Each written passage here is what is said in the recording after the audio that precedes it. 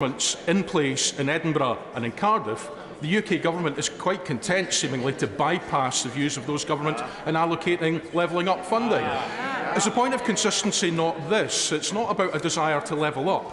There's just a shortage of Conservative MPs in Northern Ireland who require to get their re-election prospects shored up with public cash. Minister. I mean, it's easy to throw out a cheap political line like that, but as he's heard me say to my right honourable friend and to the honourable lady opposite, the reality is that that levelling up money will be spent in Northern Ireland. And I can certainly assure him that none of that money has appeared in my marginal seat of Wickham, even as, Mr Speaker, the whole House will know it is undoubtedly the most deserving and most beautiful constituency in the nation. Curry McCarthy. Question 7, Mr Speaker.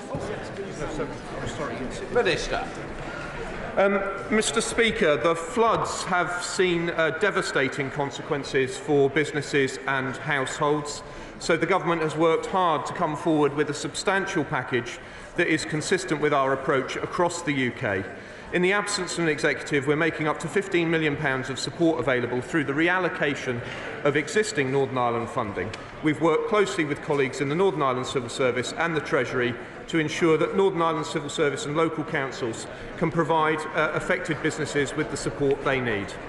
Curry McCarthy. Thank the Minister for that response. He will know that there are real concerns about whether that funding is adequate, and I think he'll hear about that in a moment. But can I ask about future adaptation and prevention? Because we know that often it's talked about as though such floods are a once-in-a-century, a once-in-a-lifetime experience. But we know from England that that is not the case, and that the communities will need protection from future occurrences too. She's absolutely right to raise this. Of course, she'll know that these matters are mostly for the Department for Infrastructure in Northern Ireland. This is why we're so keen to get the finances on a sustainable basis and achieve the long-term change that is needed. And that, of course, includes having a strategic plan for adaptation. She's absolutely right to raise it, and I very much hope to have the opportunity in this role to work with the Northern Ireland Executive to the end that she raises. Shadow Secretary of State Hilary Benn. Thank you very much, Mr Speaker. Can I begin by joining the Secretary of State in his remarks about all those who lost their lives in the terrible Birmingham pub bombings. We remember them. Last week in Downpatrick, Newry and Portadown, I saw the terrible effects of the flooding on businesses and households, many of whom can't get flood insurance and therefore face huge losses. Once the initial £7,500 has been paid out to all the businesses from the money the Secretary announced during his visit, can the Minister assure us that the Treasury will approve proposals for the use of the rest of the money quickly so that businesses affected can receive help and get back up and running again? And if more is needed, will he provide it? Minister. Well, Mr Speaker, the rest of the money is within the power of the Northern Ireland Civil Service to spend because it is reallocated funding. But alas, the Treasury is not under my control, but all I can say is I look forward to the day. Hilary Benn. Well, I thank the Minister for that answer, and the traders will expect to see the money spent. There's going to have to be a review of what happened during the floods to learn lessons for the future. Things like the need for a warning system, which there isn't in Northern Ireland currently, better flood defences and flood protection, which will all need funding in the years ahead. But in the continuing absence of the executive, which is really needed at a time like this, does the Minister agree that there should be a review? Does the Northern Ireland Civil Service have the power to establish such a review? And if not, will the Secretary of State do it?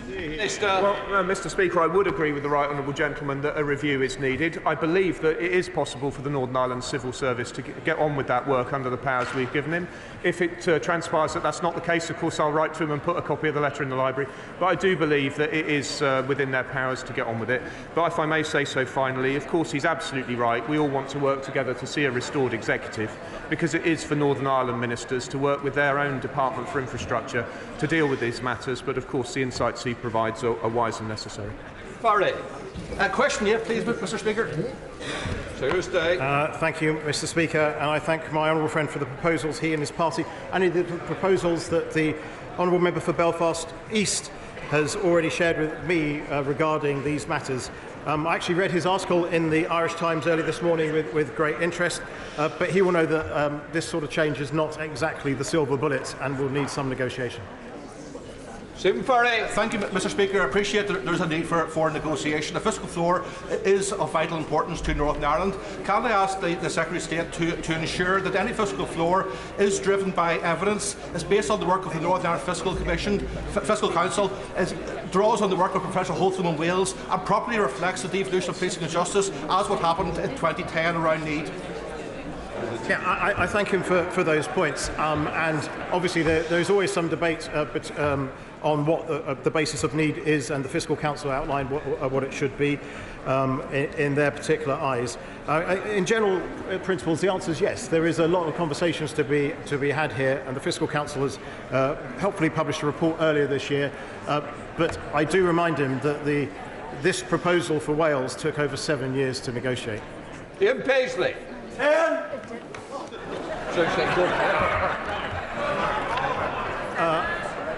Bingo. Mr. Speaker, just to update the House, Sir Declan Morgan and Peter Sheridan have been identified as Chief Commissioner Designate and Commissioner for Investigations Designate respectively. Sir Declan commenced work in June and Peter Sheridan is due to start in December. Formal appointments will only take place once the Independent Commission for Reconciliation and Information Recovery is legally established. The Commissioner Designate and I have been in contact about a range of issues, mainly through correspondence, including in leading the search for remaining commissioners. Ian Paisley. Thank you, Mr. Speaker. I'm sure the Secretary of State will take the opportunity to raise the numerous crimes committed in the Republic of Ireland against Northern Ireland and to challenge them over state-sponsored terrorism there when those meetings finally take place. On the issue of his numerous meetings, I believe dozens of meetings now with Sinn Féin, can the Secretary of State explain to the House if he has taken the opportunity to challenge Sinn Féin about their boycott of the institutions here, and when is he asking them to come back here and do their job here? Thursday. Mr. Speaker, I meet with all the political parties, as you would expect me to, and their party leaders in Northern Ireland, and indeed here where their party leaders exist. Everybody knows the views of this government about people who do not turn up and take the oath in this place, but I do have to work with all parties and will continue to do so as we move forward. Jim Shannon. Question number 12. Minister. Mr. Speaker, pay policy in Northern Ireland is a devolved matter, and it's not for the government to be making these decisions. I'm sure the honourable gentleman would agree with me that decisions on these matters should be made by Northern Ireland executive with ministers returned. Shannon. I know the Minister for State for Northern Ireland has a deep interest in the affairs of Northern Ireland, but also when it comes to wages for classroom assistants. Only last week, thousands of non-teaching staff have gone on strike from Northern Ireland schools. This action was called over an escalating row over pay, where thousands of people walked out. Will the Minister of State commit to investigating this in terms of the Barnett consequential as a way forward to ascertain what can be done to support teaching assistants in Northern Ireland? Thank you. Minister. Well, Mr. Speaker, I'm very grateful to him for raising this issue. I can tell him that we're actively considering representations made by trade unions. He raises a very, very important point, and as I say, I know he understands it is a matter for the executive, and I hope that he and I one day will be able to celebrate some progress on these issues. On the outset. Question 13, Mr. Speaker. Secretary of State. With permission, Mr. Speaker, I'll answer questions 13 and 14 together in my beautifully tabulated pack. Our focus remains on delivering for the people of Northern Ireland who expect and deserve locally elected decision makers to address the issues that matter to them. I will continue to engage regularly with the party leaders and believe there is genuine willingness on all sides to re-establish the conditions for the devolved institutions to go back to work and to thrive. On the outset. Mr. Speaker, we've heard in this House today how disappointed Northern Ireland is with no levelling up bids. I visited Coleraine Football Club and they were disappointed. They were unsuccessful in round 2. So can the Secretary of State tell me, is he confident that the restoration of power sharing is close because Northern Ireland simply cannot afford to lose out on even more money? I'm glad she went to Coleraine Football Club. I went there and had a wonderful experience with a great football team. I'd have loved to have refereed personally, but it's just the way it was. I wasn't able to do that. But absolutely, I do believe we are moving closer to a decision point. But there are still continued discussions to be had, and they are continuing at pace, but at length. Sir Robert Goodwill. We've already heard today examples of how the people of Northern Ireland are disadvantaged by the lack of a functioning executive, and I would add to that list the deployment of the apprenticeship levy and reform of the renewable heat incentive. Does the Secretary of State agree with me that civil servants in Northern Ireland face an almost impossible job in trying to steer the ship of state without coordinates set by the politicians elected there? True State.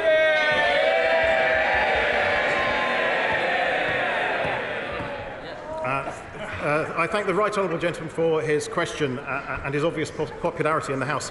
I obviously agree with the right honourable gentleman. He is completely correct. There are a whole host of issues that actually do require elected ministers in Northern Ireland to take their place and take. But I'd like to place on record my thanks to the Northern Ireland Civil Service for the work they've been doing in such circumstances with the limited guidance we've given them, because they have been doing a sterling job on behalf of the people of Northern Ireland. We now come to Prime Minister's questions. Kirsten Oswald. Question 1, Mr. Speaker. Mr. Speaker, I know the thoughts of the whole House will be with the family and friends of the 4 teenagers who died in a car accident in North Wales. Mr. Speaker, I'm sure we'll touch on it later, but let me just say we welcome the agreement reached overnight for a humanitarian pause in Gaza. This is something that we have consistently pushed for and is a crucial step towards ending the nightmare for families of those taken hostage in Hamas's terror attack, and also addressing the humanitarian crisis in Gaza. Mr. Speaker, this morning I had meetings with ministerial colleagues and others. In addition to my duties in this House, I shall have further such meetings later today. Kirsten Oswald. Thank you, Mr. Speaker. Today, his government will say that disabled people have a duty to work from home or lose their benefits, as if a suitable job of this kind is something that can be conjured up at will. It should be obvious to anyone that this kind of punitive policy isn't incentivising work, it's simply punishing disabled people who are already among the most marginalised in our communities. So can the Prime Minister do his duty and tell us now how many of the 137,000 jobs on the DWP Find a Job website are roles which specify that you can work from home?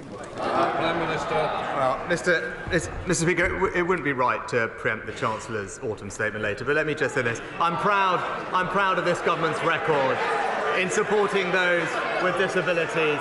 Mr. Speaker, not only have we closed the disability employment gap, not only have we increased the number of employers that are now disability confident, we're also making sure that we support those who are most vulnerable in our society, not least with the cost of living payments this year, which include £150 for all those on means-tested disability benefits. Andrew Jones. Thank you, Mr. Speaker. Does the Prime Minister agree that the measures taken to get us through the economic shocks caused by COVID and Putin's war were right for that time, but they are not the blueprint for the long-term successful economies of the future? It's innovation and skills and investment in these, such as the imminent rebuild of Harrogate College or the 12,000 local apprenticeships we've seen since 2010. These are our foundation, and not the fantasy fairy tale tens of billions of borrowing from the Labour Party.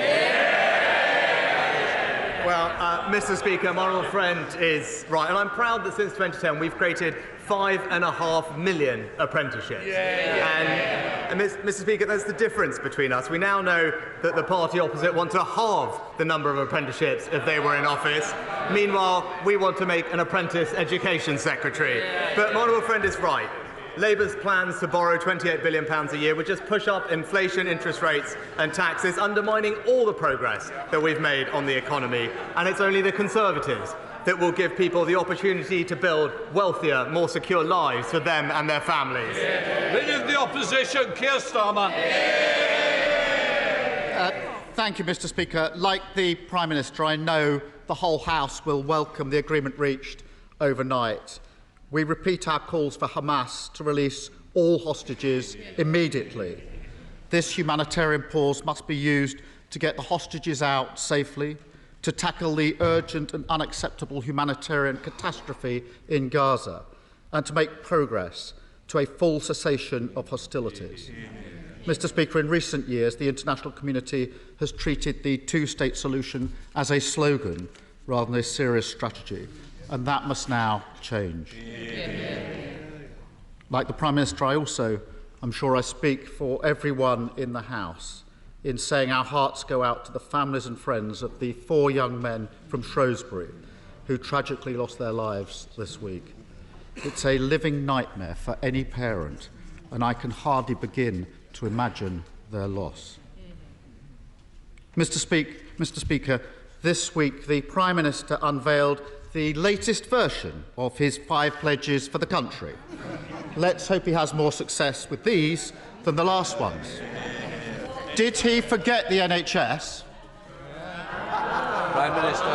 Well, Mr. Speaker, not only when I became Prime Minister, just weeks after becoming Prime Minister, we injected record funding into the NHS and in social care. We also unveiled the first ever long-term workforce plan in the NHS's 75-year history. But I'm pleased he mentioned the 5 pledges because, as he knows, 3 of them are economic, and on a day which we will focus on the economy, I'm pleased to report that we have indeed halved inflation, no thanks to the party opposite. We have indeed grown the economy, and we have indeed reduced debt. That's a Conservative government delivering for this country. Well, the reason he ignored the NHS, not only in his new pledges but just now, is because 7.8 million people are currently on the waiting lists. That's 500,000 more than when he pledged to bring them down nearly a year ago. And the Prime Minister just claimed that this is all about economic growth. So let me ask him, if a labourer or a care worker is forced to wait a year for an operation, how are they meant to help grow the economy? Prime Minister. Mr. Speaker, we're doing an enormous amount to bring waiting lists down. Enormous amount. Expanding patient choice, rolling out new community diagnostic centres, new surgical hubs, as well as putting more doctors and nurses in our ward. But I guess the question, Mr. Speaker, is when he talks about targets and waiting lists, I really just hope that the Welsh Labour government aren't listening. Because after 25 years in power, they're missing every single one of his targets. Weren't they meant to be his blueprint? Mr. Speaker, more than double the entire population of Wales are currently on a waiting list in England. He really needs to take some responsibility. And on his watch, 2.5 million people are too sick to work, with the majority also suffering from mental health issues. On top of his failures on waiting lists, can he tell us how many people are waiting for mental health treatment? Well, actually, Mr. Speaker, we've injected record sums to expand the number of mental health treatments in our country. But, Mr. Speaker, I talked about the practical things that we are doing with CDCs and surgical hubs. But he doesn't also seem to realise that the union action that he fails to condemn and that his members of Parliament support from the picket lines have led to several 100,000 cancelled appointments, all making waiting lists worse. And he asked about Wales, but we can look at it. In Wales, over 70,000 people are waiting over 18 months for treatment, compared to in England, where, thanks to our efforts, we have virtually eliminated 18 months' wait. And that's the difference between us, Mr. Speaker. He wants to play politics, we get things done. So raising the waiting list by 500,000 is getting things done. He's through the looking glass, this one. I asked the Prime Minister how many people are waiting for mental health treatment. He knows the answer, he just doesn't want to give it. 1.2 million. 200,000 are children, some waiting nearly 2 years to be seen. Would the Prime Minister accept those kind of delays if it were one of his family or friends? Prime Minister.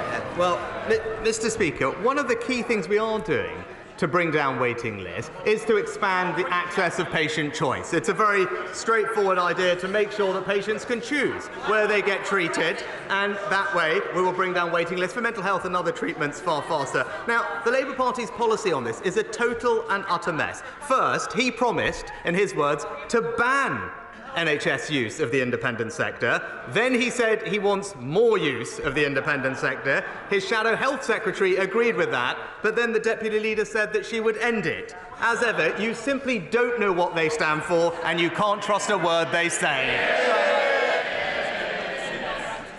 As ever, no responsibility for the shocking state of the NHS. The truth is the Prime Minister would not accept those weights for his family, and neither should anyone else. This morning I spoke to an NHS nurse.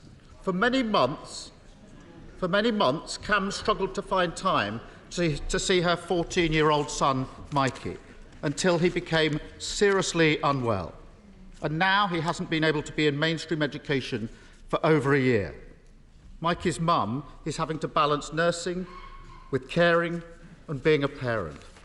And this isn't a one-off. There are families up and down the country in exactly the same situation, working hard, trying to get through the cost of living crisis whilst desperately worried about relatives who can't get the treatment they need. How does he think they feel when they see the Prime Minister refusing to take responsibility and boasting that everything is fine? Mr. Speaker, we're doing absolutely everything we can to put money into the NHS to bring down the waiting list, because I do want families up and down the country to have access to the healthcare that they need. He's absolutely right, they do deserve it. But then it is incredibly galling, Mr. Speaker, to hear this from someone who, when there are strikes happening in our hospitals and people are being denied access to emergency medical care, not only does he not have the strength to condemn it, he refuses to back legislation that would guarantee all the families that he talked about that access. This is on his watch. It's his responsibility. 13 years in, and all he's got to offer is trying to blame the opposition for his failures. Over and over again. Mikey's mum.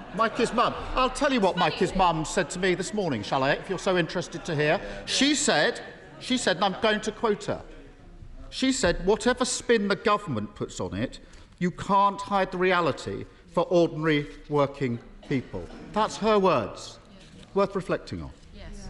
Now, I'm glad that in recent years real progress has been made in tackling the stigma surrounding mental health. But the fact remains that the suicide rate for 15 to 19-year-olds has doubled since 2010, and suicide is now the biggest killer of men under 45. And they're not just statistics. Every single one is a tragic loss to families and to friends. Politics has the ability to turn this around. It means tough choices. If we were to scrap tax loopholes, we could have thousands more staff, more support in our schools, more support in our communities. That would allow us to treat patients on time, getting them back to work, back to their families, and, crucially, giving them their lives back. This is about mental health. That's Labour's plan. Will he back it? Prime Minister. Well, Mr. Speaker, it was this government that, for the first time in the NHS's history, ensured that it had a long-term workforce plan, providing it with record funding so that we can eliminate long waits, but also ensuring that it has the money that it needs to train record numbers of doctors and nurses, whilst radically reforming how they work to improve productivity, because the only way we will get everyone the treatment that they need is to make sure that the NHS has a fantastic staff that it needs, and it's this government that has put that in place. And we can look, because he talks about records, Mr. Speaker, because this is something that no government has done in the past. It's something I'm proud we've done. Labour's record on this issue is clear. It was a disastrous failure of workforce planning. And those weren't my words, Mr. Speaker. Those was the verdict of the Labour-chaired Health Select Committee. It was Labour that did not train the consultants that we would need now, that take 13, 14, 15 or years to train. And it's this government that is for the first time making sure that every family will finally have the doctors and nurses that they need. Thank you very much, Mr. Speaker.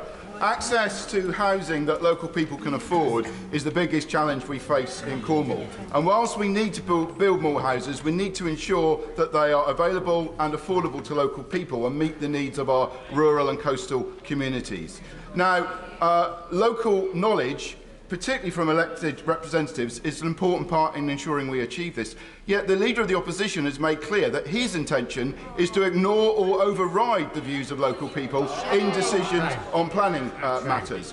Can the Prime Minister assure me and the people of Cornwall that under his government, the views of local communities will play a part in the planning process? I thank my honourable friend for his excellent campaigning on behalf of his constituents, and I agree with him that housing must meet the needs of local communities, and our affordable homes programme is delivering hundreds of thousands of homes across the country. But crucially, on this side of the House, Mr. Speaker, we believe that local communities must be consulted. In contrast to Labour's plan, which is top-down housing targets, concreting over the Greenbelt and destroying our precious countryside. SNP leader Stephen Flynn. Thank you, Mr. Speaker. I think all of us in the Chamber are united in our relief at reports that hostages are due to be released by Hamas in Gaza. But we can't afford to lose sight of what comes at the other side of the temporary pause in hostilities that we are about to see. At the end of 4 days, do we simply see the return to the killing of children in Gaza every 10 minutes? Or do we choose in this House to instead back a permanent ceasefire? Prime Minister.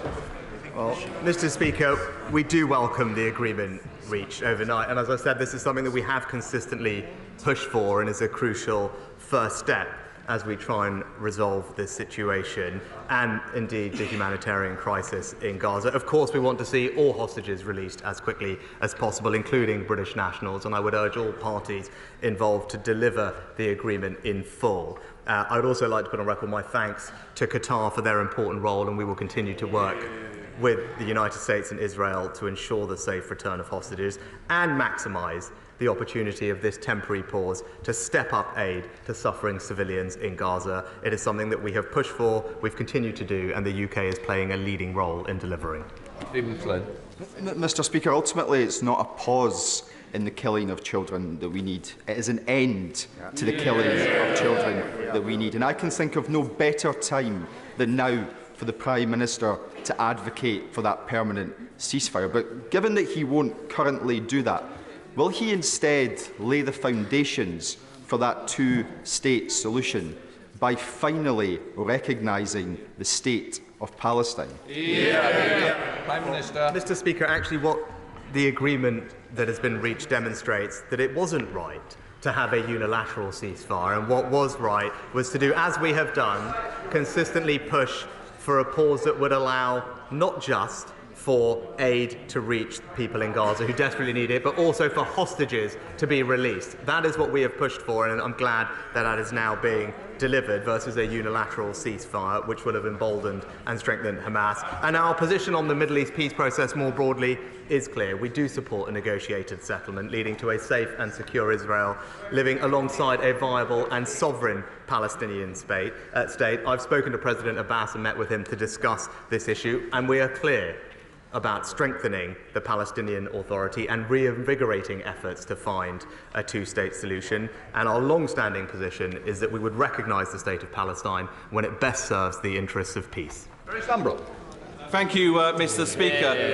Can I welcome the Prime Minister's Network North project, which will see the full £1.7 billion put into the Midlands Rail Hub, which will reopen the central platforms at Kings Norton train station, which have been derelict for so long. And can I ask him to bring forward the cash so we can increase capacity on the line and improve journey times? And can he look at my campaign to extend the new Camp Hill line to Longbridge, which will open up access to the new Longbridge Business Park, which he visited earlier in the year, which will be bringing back manufacturing jobs to Longbridge for the first time since MG collapsed in 2005.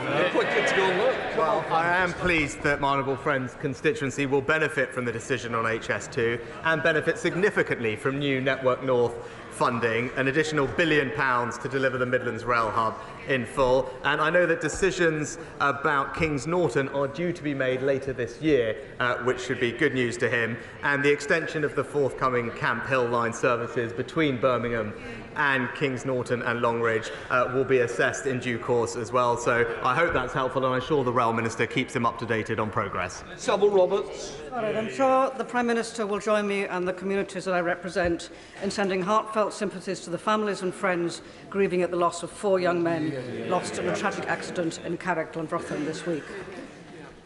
People in North Wales pay the highest standing charges on energy bills at £340 a year. That's a third more than London.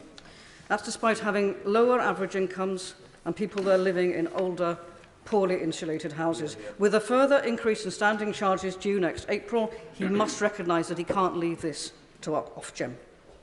Will his government, therefore, tackle unfair standing charges, and that before winter sets in? Mr. Speaker, we have provided an extraordinary package of support for households across the country to help with energy bills, totalling almost £100 billion over the past year or two. The Ofgem price cap has also fallen to around £1,800 currently, and our price guarantee will remain in place till spring of next year, which will provide further protection for families. But crucially, the Chancellor announced previously that we have removed the premium paid by households using prepayment meters until the EPG ends, bringing their costs into line with those paid by comparable direct debit customers, and we continue to provide considerable support for vulnerable families throughout the winter with their energy bills. Liam Fox.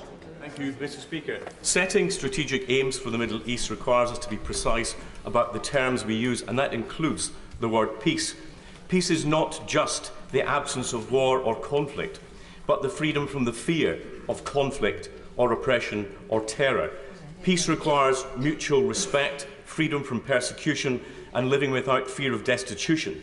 It comes with self-determination and liberation from arbitrary justice. It needs hope and dignity and enforceable rights. Does my right honourable friend agree that only when all the people of the Middle East can achieve all of these things can any of us talk about having achieved peace? Well, I agree wholeheartedly with my right honourable friend and thank him for what he says. And I know his advice will continue to be of value to the government as we find a way for a peaceful, more secure future for everyone living in the region. Patricia Gibson. Thank you, Mr. Speaker. The Scottish surcharge on energy, according to Ofgem, means that people in Scotland pay 50% more in standing charges than Londoners, despite exporting 3.2 million hours of electricity to England in the last 2 months alone. Meanwhile, Scottish green energy producers pay higher charges than English power companies to connect to the grid. Does the Prime Minister think that this is fair to Scotland's consumers and businesses? Mr. Speaker, I refer to my previous answer about the considerable support that we're providing to families across the United Kingdom with their energy bills. And actually, what would be good, she mentioned Scottish businesses, what would be good is if the SNP realised that they should support the 200,000 people employed in Scotland's North Sea oil and gas industry. Kevin Foster. Thank you, Mr. Speaker. The latest film from Torquay's unleashed theatre company, 3 Steps, outlines the impact of homelessness. What further steps does the government plan to take in order to ensure everyone has a place of their own? Prime Minister. I thank my honourable friend for highlighting the important work of his local theatre company, Unleashed, and I wish them well in their future endeavours. We are investing an unprecedented £2 billion over the next 3 years to tackle homelessness and rough sleeping, including building thousands of move-on homes and implementing our landmark Homelessness Reduction Act, which has already prevented or relieved almost 600,000 households from suffering from homelessness. Let's Cunningham. Thank you very much, Mr. Speaker. Why are 34% of children in my constituency living in poverty? Prime Minister. Mr. Speaker, it's this government that has ensured that across our country 1.7 million fewer people are living in poverty as a result of the actions of this government. Yes, that is true, Mr. Speaker. Not only that, hundreds of thousands fewer children are living in poverty, and income inequality is at a lower level than we inherited from the party opposite. But, Mr. Speaker, we don't want any child to grow up in poverty, and the best way to make sure that that happens is to ensure that they do not grow up in a workless household. And that is why the right strategy is to ensure that we provide as many children with the opportunity to grow up with parents in work. And because of the actions of previous governments, several 100,000 more families are in that. Got it. Durham Henry. Thank you, Mr. Speaker. I have a question about apprenticeships. It is vital that individuals of any age can train and retrain for good local jobs, further education and skills opportunities that are available. So will the Prime Minister work with me in my campaign to establish an apprenticeship hub in Broxton? thank my honourable friend for all his campaigning on this important issue. We've delivered over 9,000 apprenticeships in his constituency, of great local businesses, including some that I visited as Chancellor, like Hair and Beauty from memory. But while we continue to invest in apprenticeships, we know the party opposite now want to halve that number, and that is the difference between us. Whilst on this side of the House we want to give people a hand up, all Labour want to do is keep them in their place. Andrew Weston.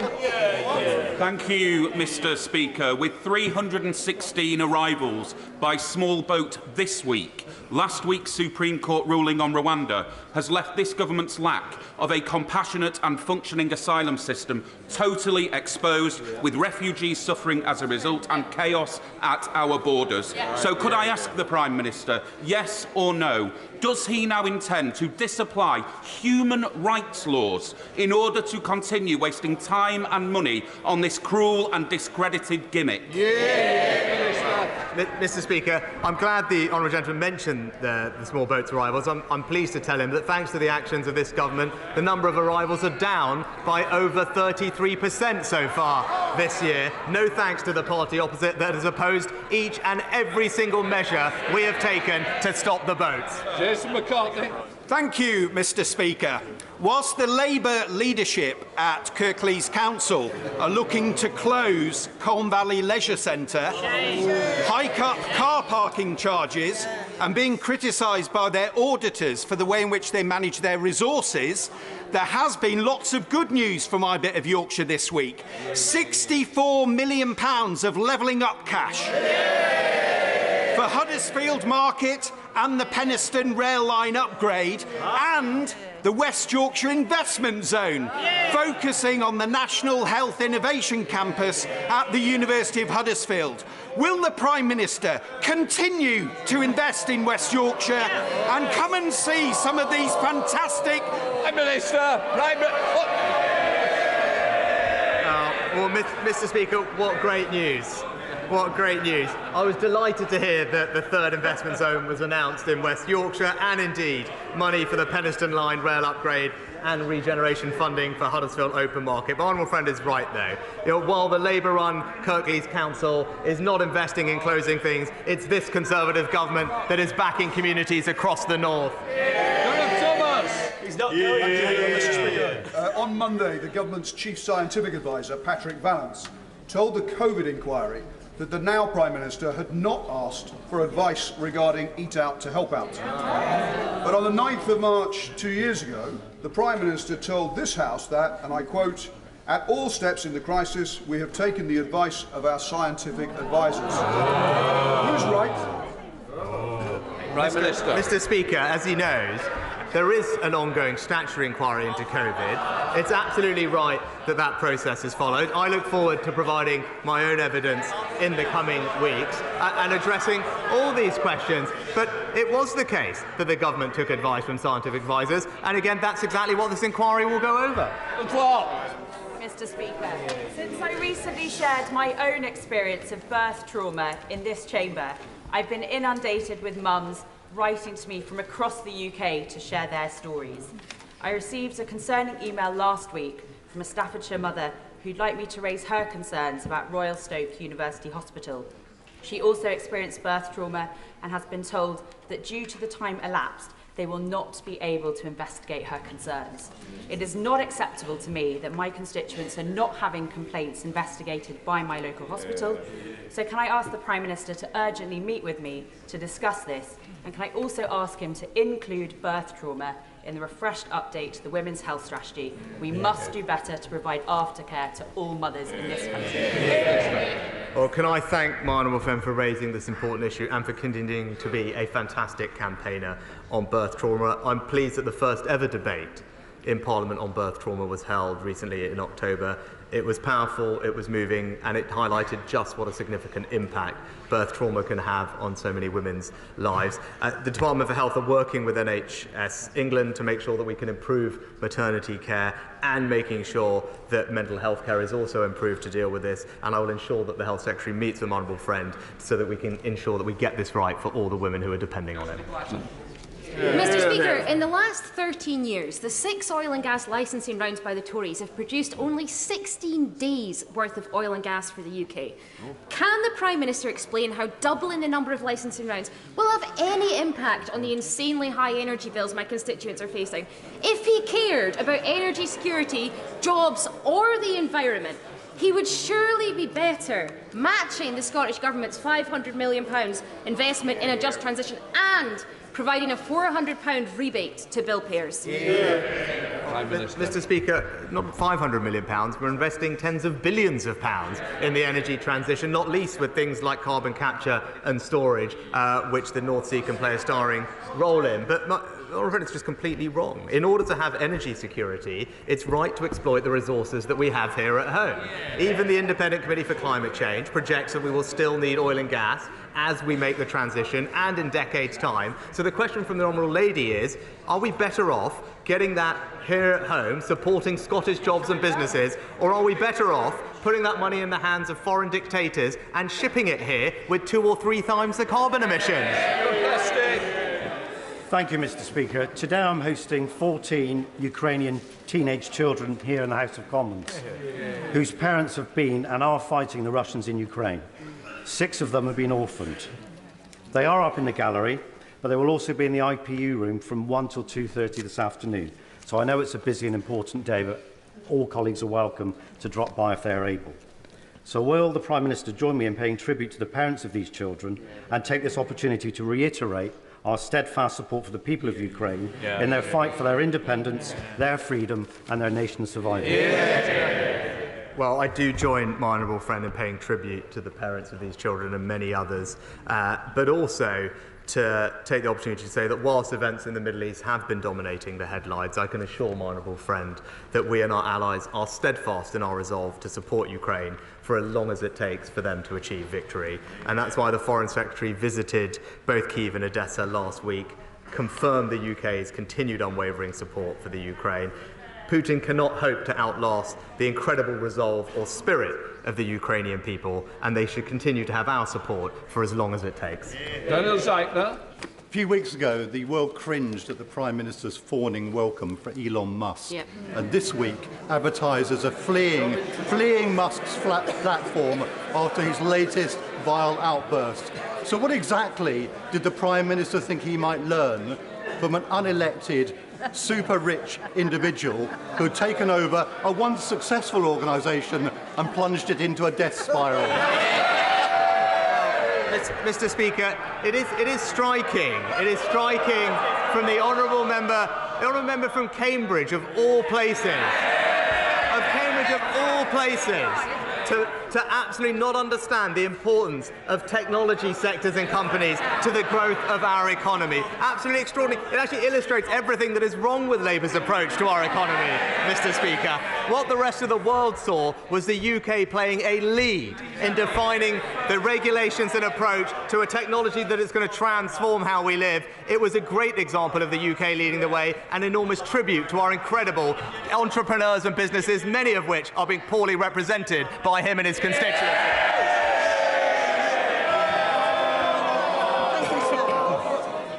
Today is Red Wednesday, when we remember millions of Christians and others worldwide persecuted for their faith. People like Margaret Atta, a nurse, a lovely young mother of 4, here today from Nigeria, who hid behind the altar as her church service was attacked. 100 were injured, 41 killed that day simply for being in church. Margaret lost both legs and an eye. And thousands more suffer similarly in Nigeria each year. So does the Prime Minister agree that the best way we could honour Red Wednesday today is to commit to quickly implementing the good words of the new International Development White Paper published yesterday to ensure UK development policies going forward are inclusive of those marginalised for their religion or beliefs? Prime Minister.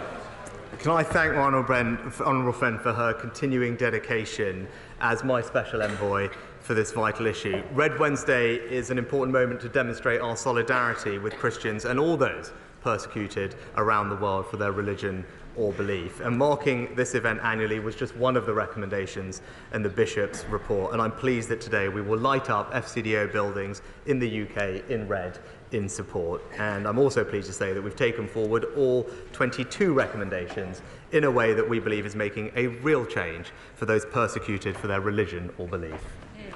That completes Prime Minister's questions. Before I call the Chancellor, it may help the House if I set out how proceedings on the autumn statement will unfold. Once the Chancellor has delivered his statement, copies of the resolutions relating to the statement will be made available in the Vote Office and online. I will then call the Shadow Chancellor and other honourable members to ask questions. This will follow the usual pattern for a ministerial statement. At the end of questions on the statement, the Chancellor will be called to move a motion under Section 5 of the Provisional Collection of Taxes Act 1968. The question on this motion must be put without debate. We will then proceed to do the debate on the autumn statement resolutions. A minister will move the first of the resolutions and open the debate. Debate will take place over 3 days, concluding on Monday. At the end of the debate on Monday, the question on the first of the resolutions will be disposed of, and the questions on the remaining resolutions will then be taken formally without further debate. I now call the Chancellor to make the autumn statement. Jeremy Hunt. Mr. Speaker, I come today with good news. It's my wife's birthday, and unlike me, she's looking younger every year. I turn to the statement.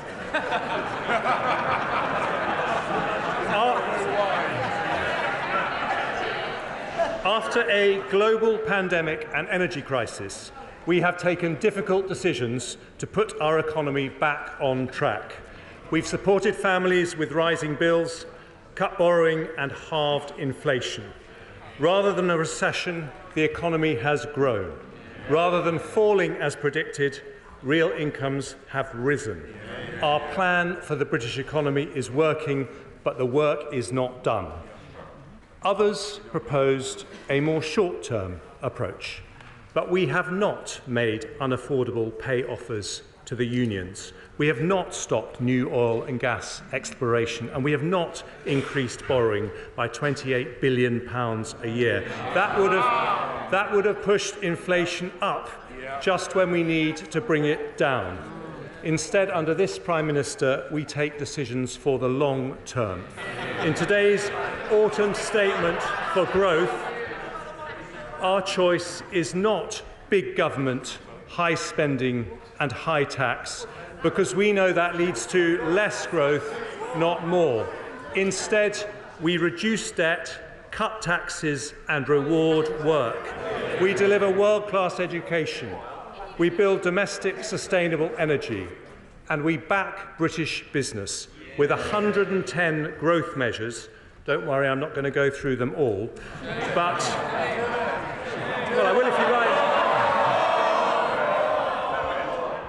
But in summary, Mr. Speaker, they remove planning red tape, they speed up access to the national grid, they support entrepreneurs raising capital, they get behind our fastest growing industries, they unlock foreign direct investment, they boost productivity, they reform welfare, they level up opportunity to every corner of the country, and they cut business taxes. The Office for Budget Responsibility say that the combined impact of these measures will raise business investment, get more people into work, reduce inflation next year and increase GDP.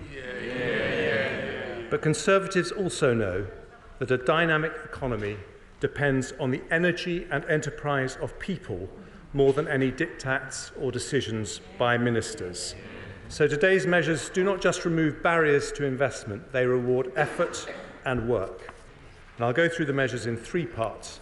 In the first, I'll use updated OBR forecasts to show the progress we're making against the Prime Minister's economic priorities. The second part sets out growth measures to back British business. Finally, I conclude with measures to make work pay. Before I start with the forecasts, I want to express my horror at the murderous attack on Israeli citizens on October the 7th and the subsequent loss of life on both sides. I will remember for the rest of my life, as I know many other honourable members will, being taken to Auschwitz by Rabbi Barry Marcus and the remarkable Holocaust Educational Trust. But I'm deeply concerned about the rise of anti-Semitism in our country. So I'm announcing up to £7 million over the next 3 years for organisations like the Holocaust Education Trust to tackle anti-Semitism in schools and universities. I will also repeat the £3 million uplift to the Community Security Trust. When it comes to anti-Semitism and all forms of racism, we must never allow the clock to be turned back. I now move on to the OBR's economic and fiscal forecasts, and I thank Richard Hughes and his team for their sterling work in preparing them. 3 of my right honourable friend, the Prime Minister's 5 pledges at the start of the year were economic: to halve inflation, grow the economy and reduce debt. Today I can report to the House that we are delivering on all 3. Let's start with inflation.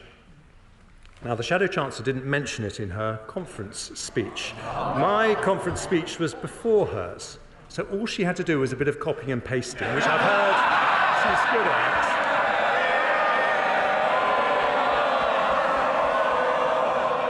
But it speaks volumes that during the worst global inflation shock for a generation, it didn't even get a mention. Well, if controlling inflation isn't a priority for Labour, it is for us. When the Prime Minister and I took office, inflation was 11.1%.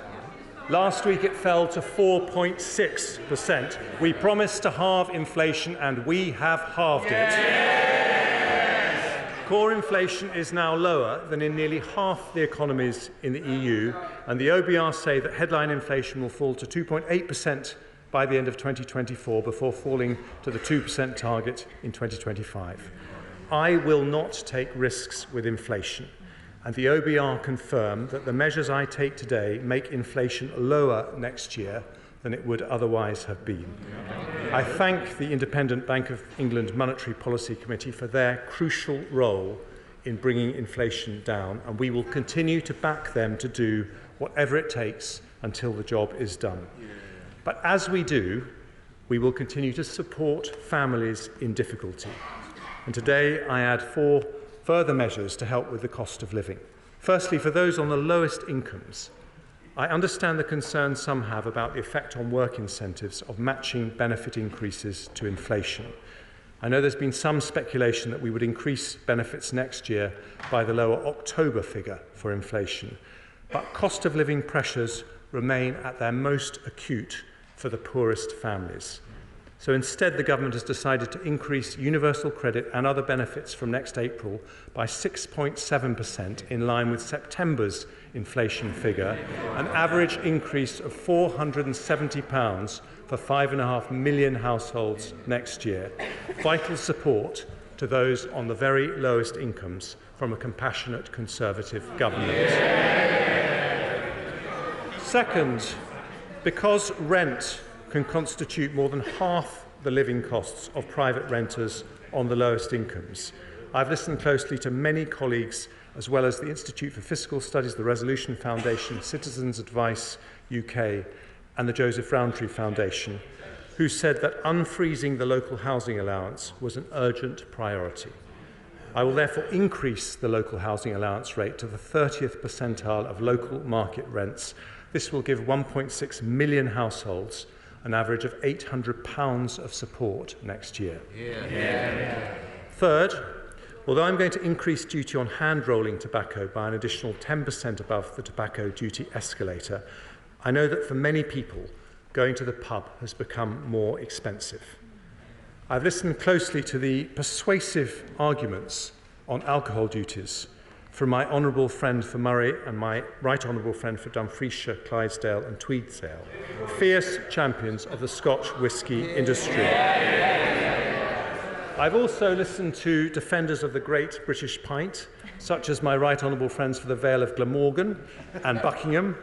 In my own constituency, to Councillor Jane Austen, who is a big supporter of the Jolly Farmer pub in Bramley, and indeed to the Sun newspaper. So, as well as confirming our Brexit pubs guarantee, which means the duty on a pint is always lower than in the shops, I have decided to freeze all alcohol duty until August the 1st next year. That means no increase in duty on beer, cider, wine or spirits. Finally, pensioners. The triple lock has helped lift 250,000 older people out of poverty since it was instituted by a Conservative government in 2011. It's been a lifeline for many during a period of high inflation. There have been reports that we would uprate it by a lower amount to smooth out the effect of high public sector bonuses in July, but that would have been particularly difficult for 1 million pensioners whose only income is from the state. So instead, today, we honour our commitment to the triple lock in full. From April 24, we will increase the full new state pension by 8.5% to £221.20 a week, worth up to £900 more a year. This is one of the largest ever cash increases to the state pension, showing a Conservative government will always back our pensioners. Including today's measures, our total commitment to easing cost of living pressures has risen to £104 billion. That includes paying around half the cost of the average energy bill since last October, and amounts now to an average of £3,700 per household. We are able to do that only because we reduced the deficit by 80% ahead of the pandemic, which the party opposite might reflect on, having opposed us every step of the way. Next, I turn to my right honourable friend, the Prime Minister's pledge to reduce debt. Before I took difficult decisions in last year's autumn statement, debt was predicted to rise to almost 100% of GDP by the end of the forecast. Since then, the economy has outperformed expectations, and I've taken difficult decisions to reduce borrowing. As a result, headline debt is now predicted to be 94% of GDP by the end of the forecast. The OBR today forecast underlying debt will be 91.6% of GDP next year, 92.7% in 24-5, 93.2% in 26-7, before declining in the final 2 years of the forecast to 92.8% in 28-29. That is lower in every year compared to forecasts in the spring. We therefore meet our fiscal rule to have underlying debt falling as a percentage of GDP in the final year of the forecast, with double the headroom compared to the OBR's March forecast. And we will continue to have the second lowest government debt in the G7, lower than the United States, Canada, France, Italy or Japan. I turn to borrowing. The Right Honourable Lady opposite said when it comes to borrowing, she will take it up to £28 billion a year. Take it up, Mr. Speaker. Indeed, she has opposed every decision we have made to reduce our borrowing. But, Mr. Speaker, this side of the House will bring borrowing down because, as the late Lord Lawson said, borrowing is just a deferred tax on future generations. Now, I see the Leader of the Opposition shaking his head. In fact, we do have something in common. Both he and I wanted to make a Jeremy Prime Minister.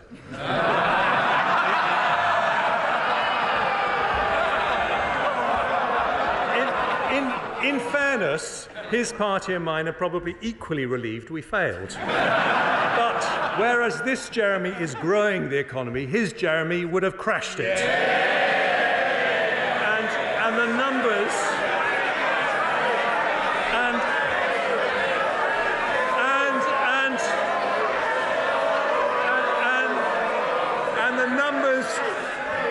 And the numbers show the contrast. According to the OBR, borrowing is lower this year and next, and on average across the forecast by 0.7 billion every year compared to the spring budget forecast. It falls from 4.5% of GDP in 23-4 to 3%, 2.7%, 2.3%, 1.6% and 1.1% in 28-29. That means we also meet our second fiscal rule. that public sector borrowing must be below 3% of GDP, not just by the final year, but in almost every year of the forecast. Some of this improvement is from higher tax receipts from a stronger economy, but we also maintain public spending. As I set out in the spring budget, resource spending will increase by 1% a year from 25.6 in real terms, and we are sustaining the record 2020 increase in capital spending in cash terms until the end of the forecast. Within this, we will meet our NATO commitment to spend 2% of GDP on defence, critical at a time of global threats to the international order, most notably from Putin's evil war in Ukraine. We also support a group of people to whom we owe our freedom, our brave veterans.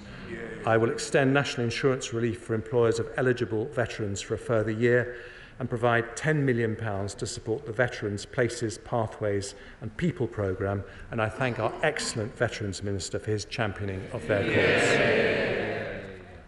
We have shown that we are prepared to increase funding for vital public services, with record numbers of police officers, doctors, nurses and teachers. We're nearly doubling the numbers of doctors and nurses we train, having given the NHS its first ever long-term workforce plan, as I promised to do a year ago.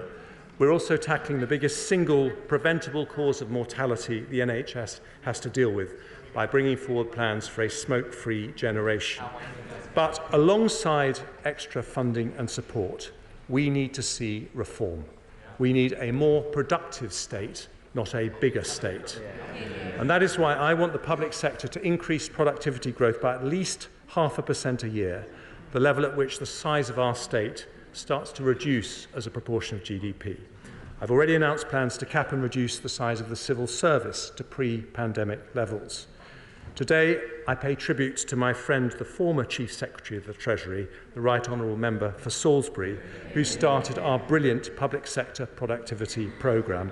It will now be pursued by his formidable successor, the Right Honourable Member for Sevenoaks, who has already been with me to meet police, fire and ambulance personnel to understand why bureaucracy is holding them back. And through this vital work, we will ensure that over time, the growth in public spending is lower than the growth in the economy, whilst always protecting the services the public value.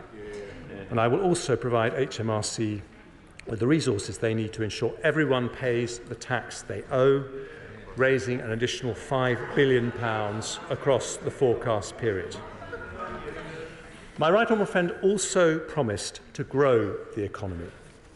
Since 2010, despite inheriting what was then the worst recession since the Second World War, Conservative administrations have presided over faster growth than many of our major competitors, including Spain, Italy, France. Well, they don't like to hear this, but let me tell them the list. Spain, Portugal, France, Italy, Netherlands, Austria, Germany, Japan. We've grown faster than all of them since 2010.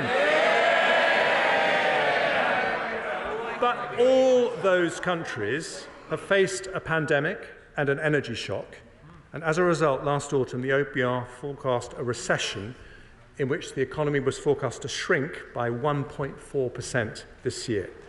Instead, it grew. In fact, it's grown faster than the euro area. Revised numbers from the ONS now say the economy is 1.8% larger than pre-pandemic. And looking ahead, the OBR expects the economy to grow by 0.6% this year and 0.7% next. After that, growth rises to 1.4% in 25, then 1.9%, 2% and 1.7% in 28. If we want those numbers to be higher, we need higher productivity. The private sector is more productive in countries like the United States, Germany and France because it invests more, on average 2 percentage points more of GDP every year. The 110 measures I take today help close that gap by boosting business investment by £20 billion a year. They do not involve borrowing more and ramping up debt, as some advocate. Instead, they unlock investment with supply-side reforms that back British business in the following areas. First, skills. No economy can prosper without investing in the potential of its people. Despite strong opposition, we took difficult decisions to reform our schools. England's 9 to 10-year-olds are now the 4th best readers in the world. And since 2015, our 15 to 16-year-olds have risen 7 places in the OECD rankings for maths, not least thanks to the efforts of the brilliant Right Honourable Member for Bognor Regis and Littlehampton. But 9 million adults in England still have low basic literacy or numeracy skills.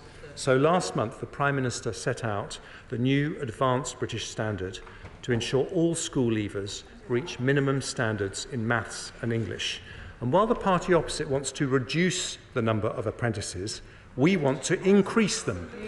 So, following engagement with Make UK and others, I'm announcing a further £50 million of funding over the next 2 years to pilot ways to increase the number of apprentices in engineering and other key growth sectors where there are shortages.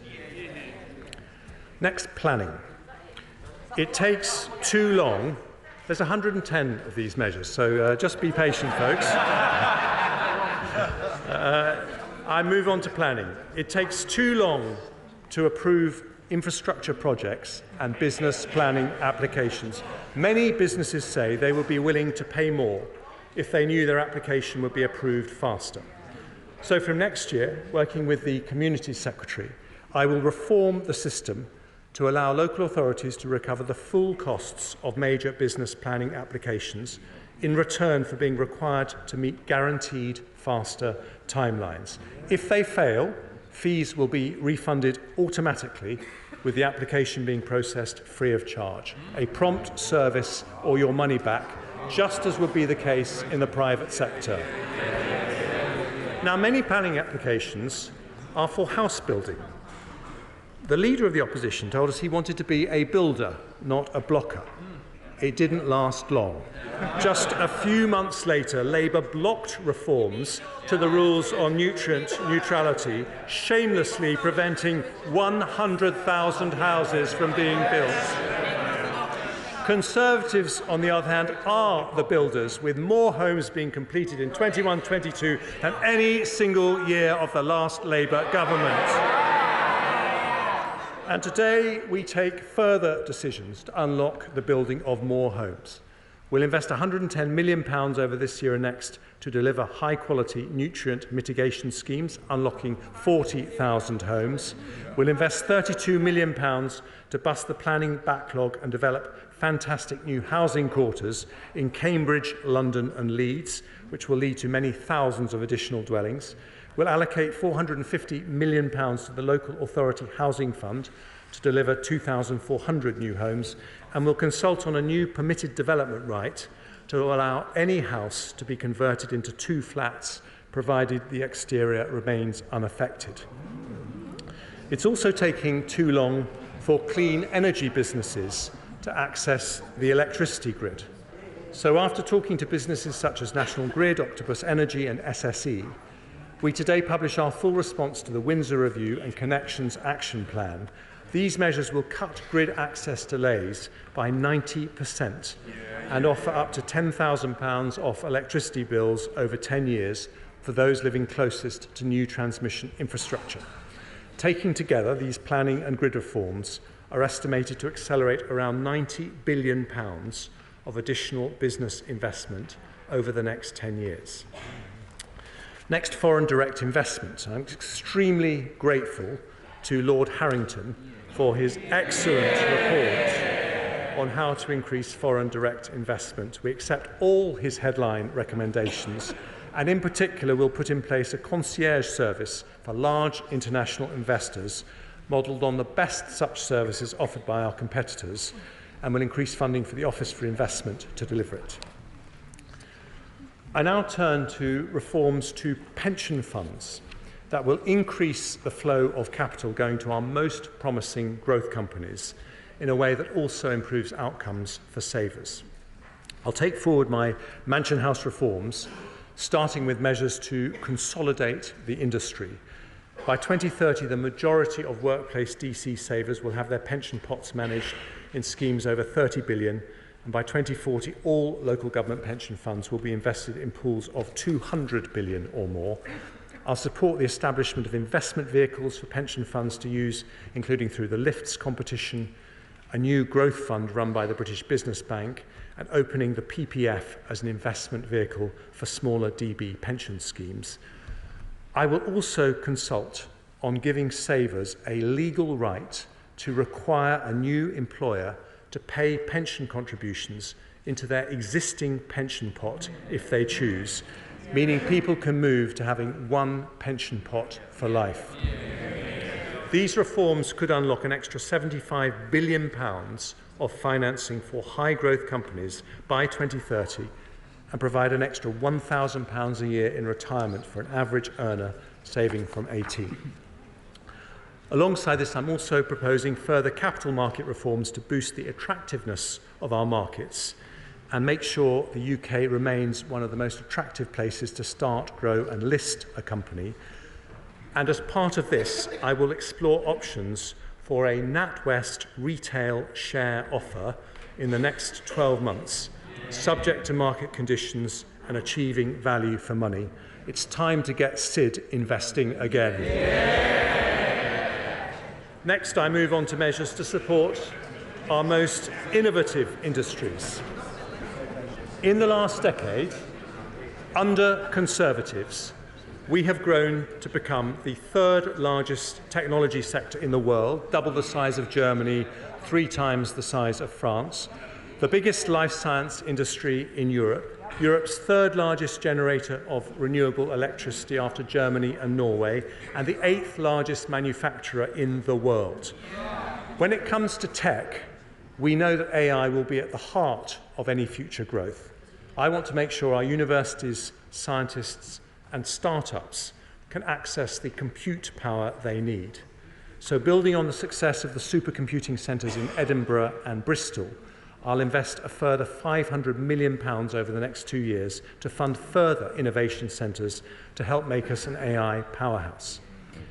Our creative industries already support Europe's largest film and TV sector. This year's all-Californian blockbuster Barbie was filmed in the constituency of the Honourable Member for Watford, where, of course, the sun always shines. I know that even more could be invested in visual effects if we increase the generosity of the film and high-end TV tax credits, so I'll today launch a call for evidence on how to make that happen. British-discovered vaccines and treatments saved more lives across the world during the pandemic than those from any other country, and I'm incredibly proud of our life sciences industry. To further support research and development, I'm creating a new simplified R&D tax relief, combining the existing R&D expenditure credit and SME schemes. I'll also reduce the rate at which loss-making companies are taxed within the merged scheme from 25% to 19%, and lower the threshold for the additional support for R&D intensive loss-making SMEs that I announced in the spring to 30%, benefiting a further 5,000 SMEs. And because 2028 marks the centenary of the invention of penicillin by Alexander Fleming, I'm giving £5 million to Imperial College and Imperial College Healthcare NHS Trust to set up a Fleming Centre to inspire the next generation of world-changing innovations.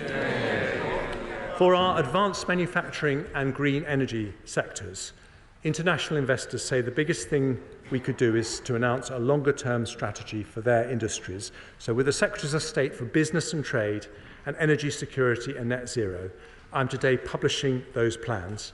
I confirm that we'll make available £4.5 billion of support over the 5 years to 2030 to attract investment into strategic manufacturing sectors.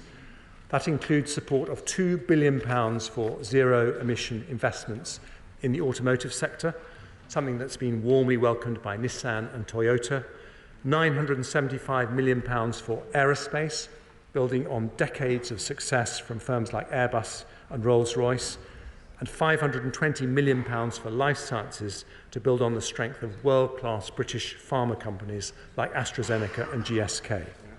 We'll also provide £960 million for the new Green Industries Growth Accelerator focused on offshore wind, electricity networks, nuclear, CCUS and hydrogen.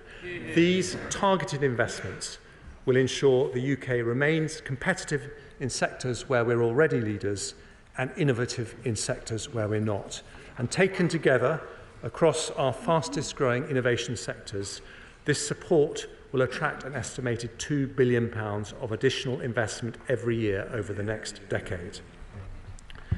One of the reasons we support our manufacturing and clean energy sectors is they help to level up growth across the United Kingdom.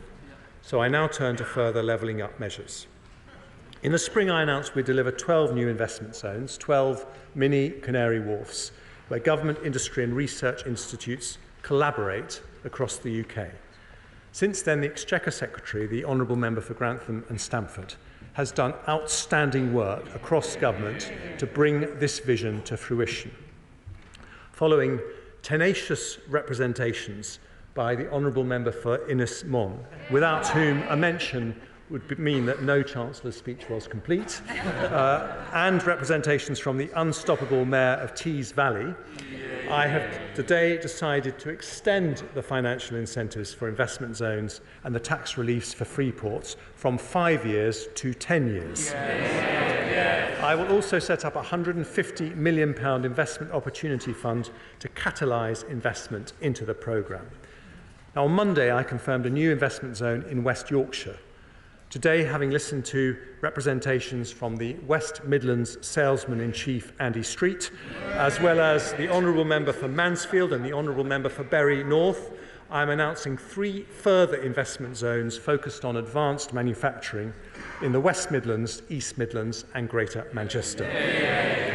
Together, local partners expect these will help catalyse over £3 billion of private investment and 65,000 new jobs. And having listened to the Honourable Member for Wrexham and the Honourable Member for Clwyd South, I can announce a second investment zone in Wales in the fantastic region of Wrexham and Flintshire, which I will visit tomorrow. We're publishing new devolution deals with 4 areas, including Hull and East Yorkshire, and offering devolved powers to even more county areas. One of those areas will be the leafiest and most charming county in the country, namely Surrey, where, of course, the Leader of the Opposition grew up. We don't get everything right.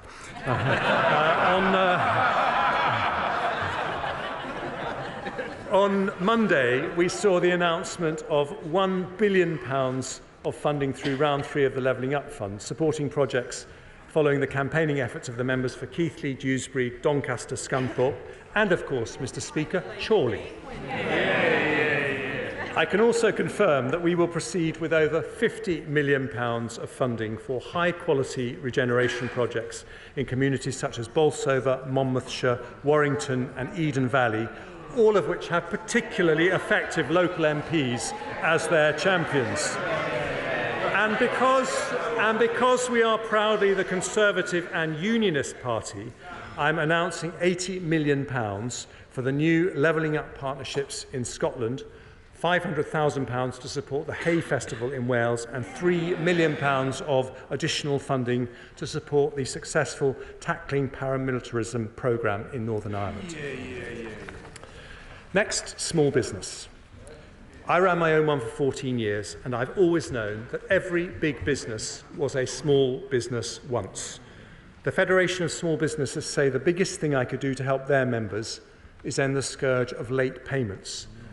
The Procurement Act we've passed means that the 30-day payment terms, which are already set for public sector contracts, will automatically apply throughout the subcontract supply chain. But from April 24, I'll also introduce a condition that any company bidding for large government contracts should demonstrate they pay their own invoices within an average of 55 days, which will reduce progressively to 30 days. Any small business will also tell you the biggest frustration they have is the tax you pay before making a penny of profit, not least business rates. Now, the government has already taken a third of properties out of rates completely through small business rates relief. We've frozen the tax rate for the last 3 years at a cost of £14.5 billion. We've removed downwards caps from transitional relief. And for retail, hospitality and leisure businesses, we've introduced a 1-year 75% discount on business rates up to £110,000. And those measures have saved the average independent shop over £20,000.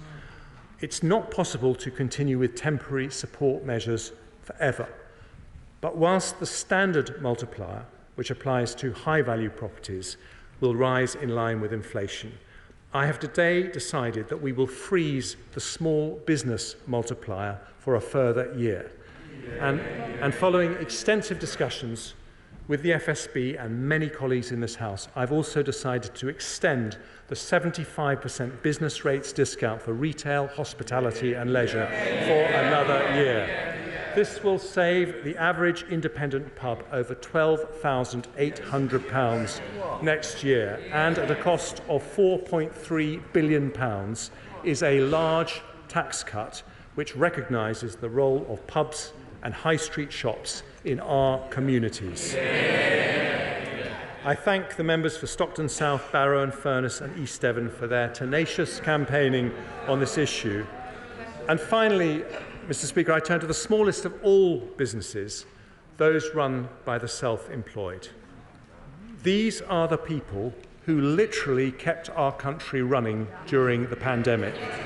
The plumbers who fixed our boilers in lockdowns, the delivery drivers who bought us our shopping, the farmers who kept food on our plates. As part of our plans to grow the economy, I want to reform and simplify taxes paid by the self-employed. So today I'm announcing a major reform of one of those taxes. It's one most people haven't heard of, but it's a big deal for those who have to pay it. Class 2 national insurance is a flat rate, compulsory charge, currently £3.45 a week, paid by self-employed people earning more than £12,570, which gives state pension entitlement. Today, after careful consideration, and in recognition of the contribution made by self-employed people to our country, I can announce that we are abolishing Class 2 national insurance altogether, saving the average self-employed person £192 a year. Access to entitlements and credits will be maintained in full, and those who choose to pay voluntarily will still be able to do so. But this change simplifies and cuts tax for nearly 2 million self-employed people, whilst protecting the interest of those on the lowest pay. And because we value their work, I'm taking one further step for the self-employed. They also pay Class 4 national insurance at 9% on all earnings between £12,570 and £50,270. Today, I've decided to cut that tax by 1 percentage point to 8% from April. Taken together with the abolition of the compulsory Class 2 charge, these reforms will save around 2 million self-employed people an average of £350 a year from April. Mr. Speaker, we're backing small business by freezing their business rates, extending retail, hospitality and leisure relief, abolishing compulsory Class 2 national insurance payments and reducing Class 4 national insurance by 1 percentage point in today's autumn statement for growth. Small businesses work so hard for us, and a Conservative government today is working hard for them. I turn now to my final measure to back British business, Mr. Speaker. As I said, since 2010, we have seen the second highest growth in investment of any G7 country. However, if we're to raise productivity, we need to increase business investment further. In 2021, my right honourable friend, the Prime Minister, introduced the super deduction for large businesses to further stimulate business investment. And this spring, I introduced full expensing for 3 years. This means that for every £1 million a company invests, they get £250,000 off their tax bill in the very same year. The CBI Make UK, the BCC, Energy UK and 200 other business leaders from companies including BT, Openreach, Siemens and Bosch have said that making this measure permanent would be the single most transformational thing I could do for business investment and growth. The Centre for Policy Studies say it would maximise business investment, boost productivity and deliver higher levels of GDP. But because it costs £11 billion a year, I made clear that I would only do so when it was affordable. Well, with inflation halved, borrowing down and debt falling, today I deliver on that promise. I will today make full expensing permanent. That is the largest business tax cut in modern British history. It means we have not just the lowest headline corporation tax rate in the G7, but its most generous capital allowances. The OBR say this will increase annual investment by around £3 billion a year and a total of £14 billion over the forecast period.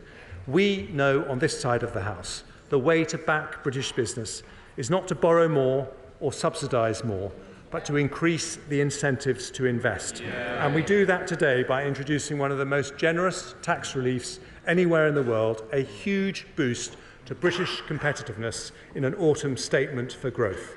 Skills, planning, infrastructure reform, pension fund reform, support for innovation industries, levelling up, backing small businesses, and full expensing. Under Labour, business investment was 9.3% of GDP in real terms. Since 2010, it's been 9.8% of GDP. But today we go further because taken together, the overall impact of today's growth measures will be to increase business investment in the UK economy by around £20 billion a year within the decade, nearly 1% of GDP at today's level. This is the biggest ever boost for business investment in modern times, a decisive step towards closing the productivity gap with other major economies, and the most effective way we can raise wages and living standards for every family in the country. Now, as well as backing business, Conservatives know you need to back the people without whose effort no business can succeed. The entrepreneur taking risks, the builder working weekends, the nurse working nights, and the job seeker leaving benefits behind. I therefore conclude with 3 further supply-side reforms designed to improve the incentives to work in a modern, dynamic economy.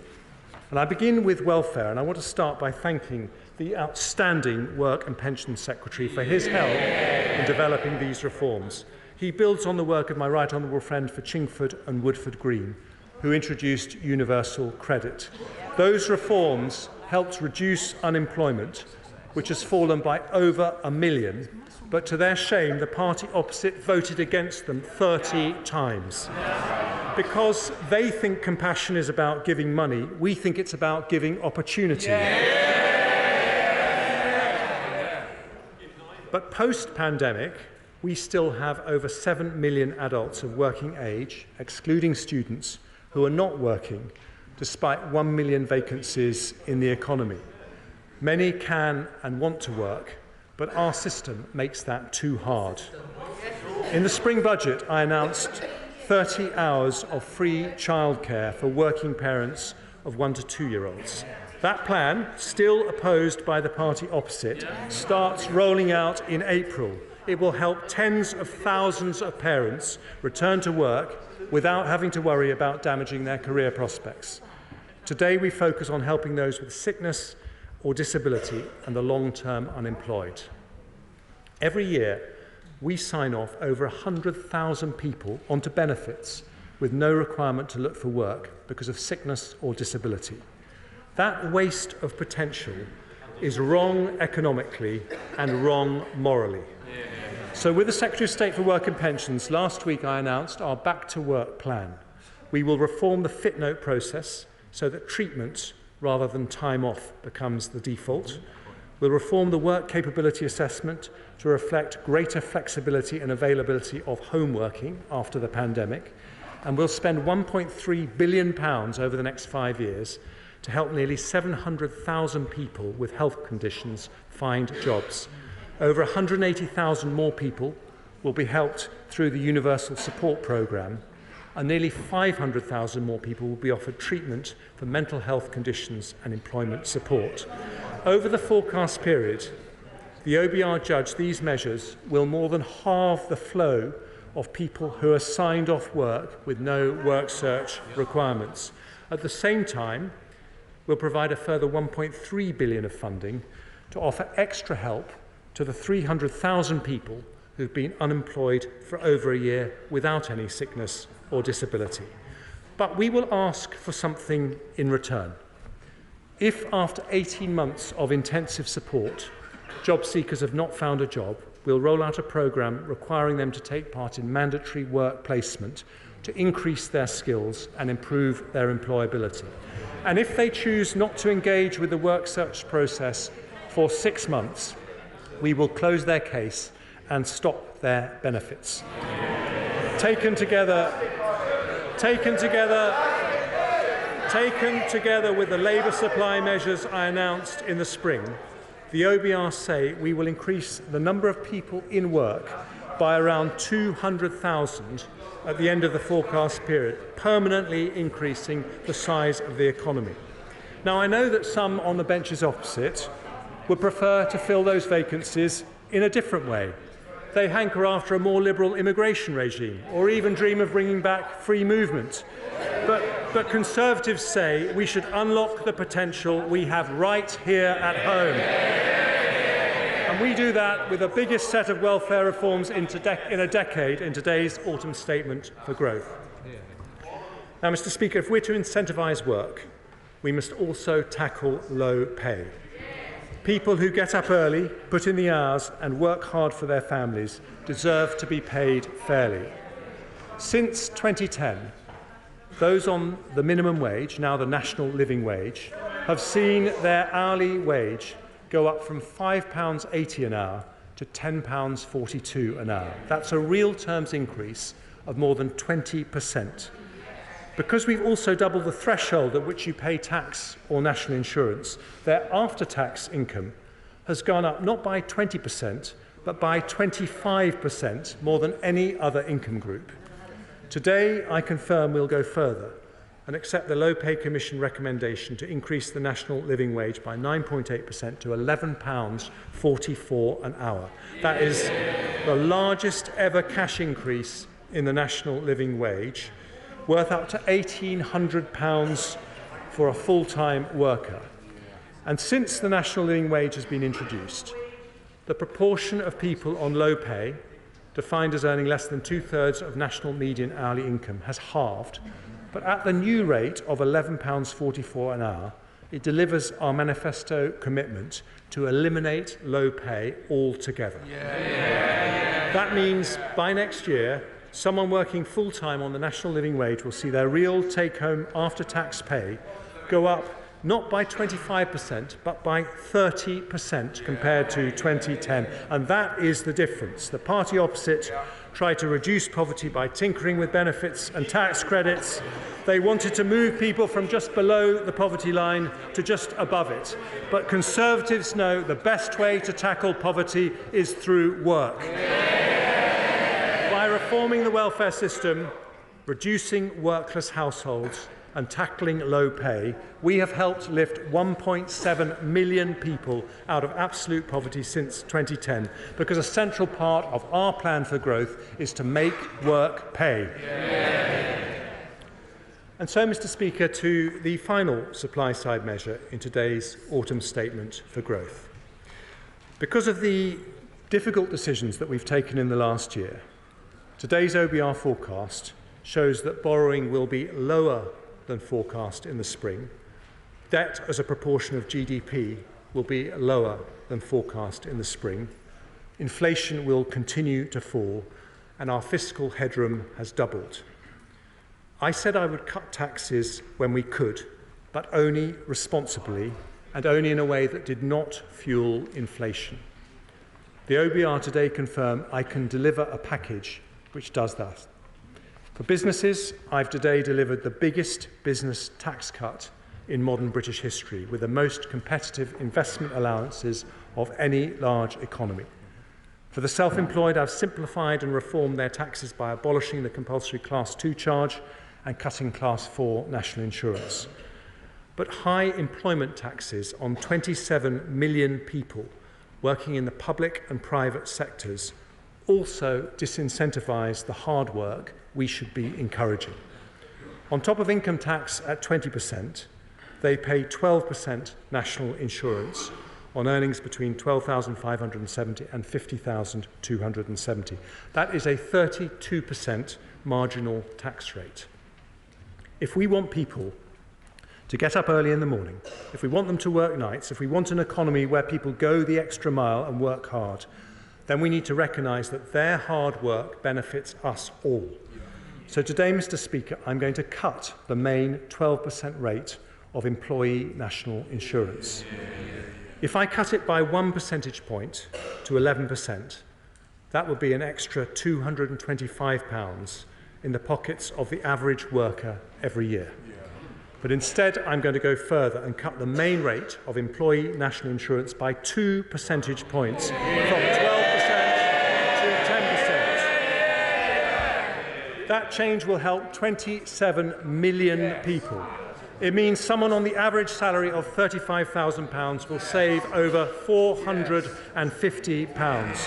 For the average nurse, it's a saving of £520. For the typical police officer, a saving of £630 every single year.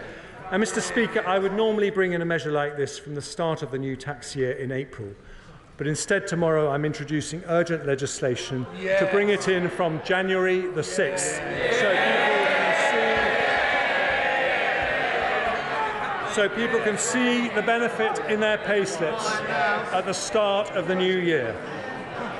The OBR say reducing a tax on work means more people in work.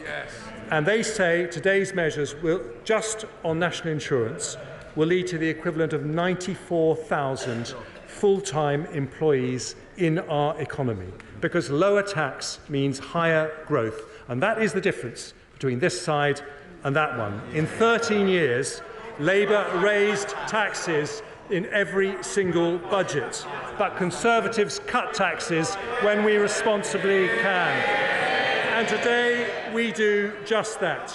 We cut taxes to help bigger businesses invest. We cut taxes to help smaller businesses grow. We cut taxes for the self-employed who keep our country running. And from January, we cut taxes for 27 million working people whose hard work drives our economy forward. Mr. Speaker, the best universities, the cleverest scientists, the smartest entrepreneurs have given us Europe's most innovative economy. But we can be the most prosperous too.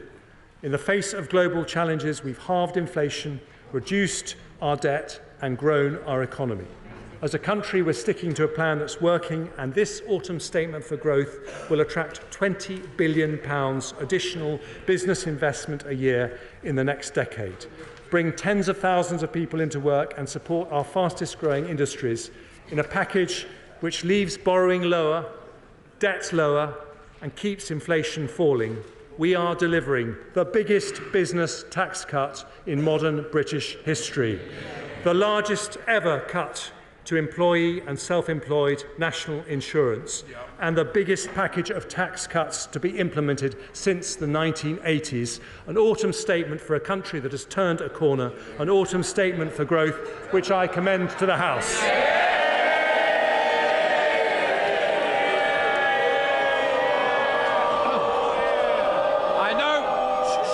I now call the Shadow Chancellor of the Exchequer, Rachel Reeves. Thank you, Mr. Speaker. Today, the Chancellor has lifted the lid on 13 years of economic failure.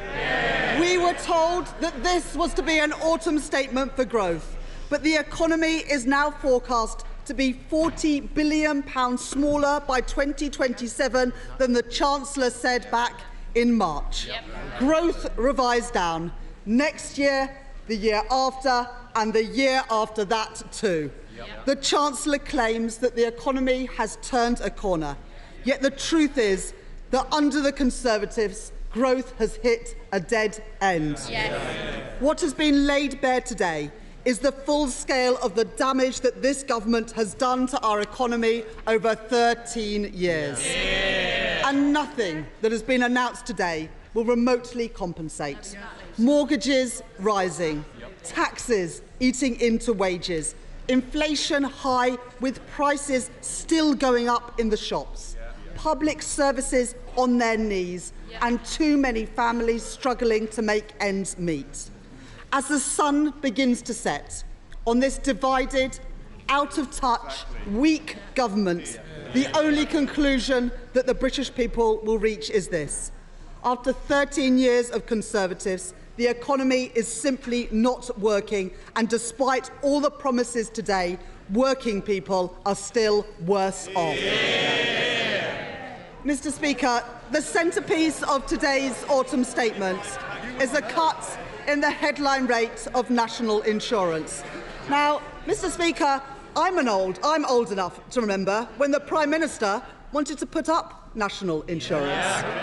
As recently as January last year, he said, and I quote, "We must go ahead with the increase in the health and care levy. It is progressive in that the burden falls most on those who can most afford it."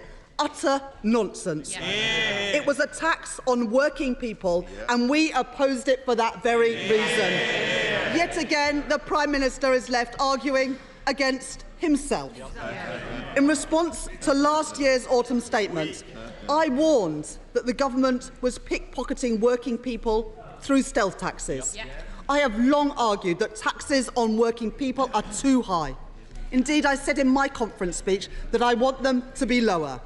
From their failure to uprate income tax or national insurance bans, to forcing councils to raise council tax, the Conservatives have pushed the costs of their failure onto others. But the British people won't be taken for fools. They know that what has been announced today owes more to the cynicism of a party desperate to cling onto power than the real priorities of this high-tax, low-growth Conservative government. So I think that we can forgive taxpayers for not celebrating when they see the truth behind today's announcements. Going into this statement, the government had already put in place tax increases worth the equivalent of a 10p increase in national insurance. So today's 2p cut will not remotely compensate for the tax increases already put in place by this Conservative government. The fact is that taxes will be higher at the next election than they were at the last. This is the legacy of the Conservatives, and that, Mr. Speaker, is their record. Mr. Speaker, the Chancellor and Prime Minister have spent the last 2 weeks marching their MPs up a hill, only to march them down again on inheritance tax. Now, let's not forget, when they realised that they had money to spend... Mr. Kearns, I've had you chirping all the way through. Either go and get yourself that cup of tea or be quiet. Rachel Rees. When they realised that they had money to spend, this government's first instinct was a tax cut for millionaires. But in the end, even they realised that they couldn't get away with it in the middle of a cost of living crisis. So can the Chancellor tell the House today, is cutting inheritance tax a decision delayed or a decision abandoned? This autumn statement for growth is now the 11th Conservative economic growth plan, from the 5th Prime Minister, the 7th Chancellor and the 9th Business Secretary. And what do those numbers add up to? According to the most recent GDP data, a big, fat zero. That's zero growth in the most recent data in the third quarter of this year. Now, the Chancellor mentioned some countries that we are outperforming in growth, but I couldn't help notice that he failed to mention any of the many advanced economies that have grown faster than the UK. Over the last 13 years of this low-growth Conservative government, the UK languishes in the bottom third of OECD countries when it comes to growth. There are 27 OECD economies that have grown faster than us in the 13 years since 2010, including the US, Australia, Canada, Sweden, Slovenia and 22 others. In fact, over the next 2 years, no fewer than 177 economies are forecast by the IMF to grow faster. Sorry. Don't bother me, Mr. Speaker. Oh, it bothers me. I'm not being funny. I expect the same courtesies to the Shadow Chancellor of the Exchequer. Those who wish to not give that courtesy, please go and find something else to do, because my constituents are interested, yours aren't. Rachel Reeves. And next year, Mr. Speaker, we are forecast to be the slowest growing economy in the whole of the G7.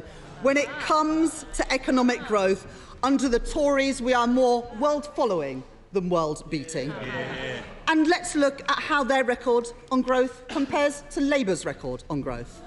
Under the Conservatives, GDP growth has averaged 1.5% per year. But with Labour, it grew an average of 2% a year in the 13 years that we were last in office. Had the economy continued to grow at the rate it did with Labour, it would now be £150 billion bigger. So what is this government's economic record?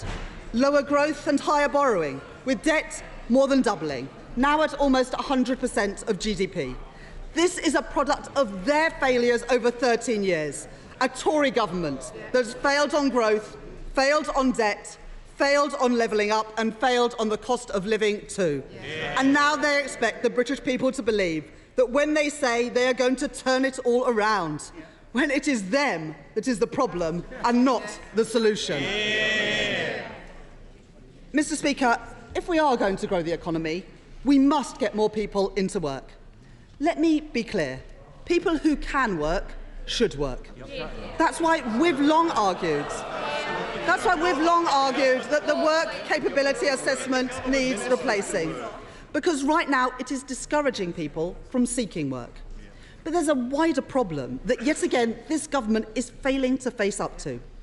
Britain is the only country in the G7 where the employment rate still has not returned to pre-pandemic levels, with the increase in the number of people out of the workforce due to long-term health issues costing the taxpayer a staggering £15.7 billion a year.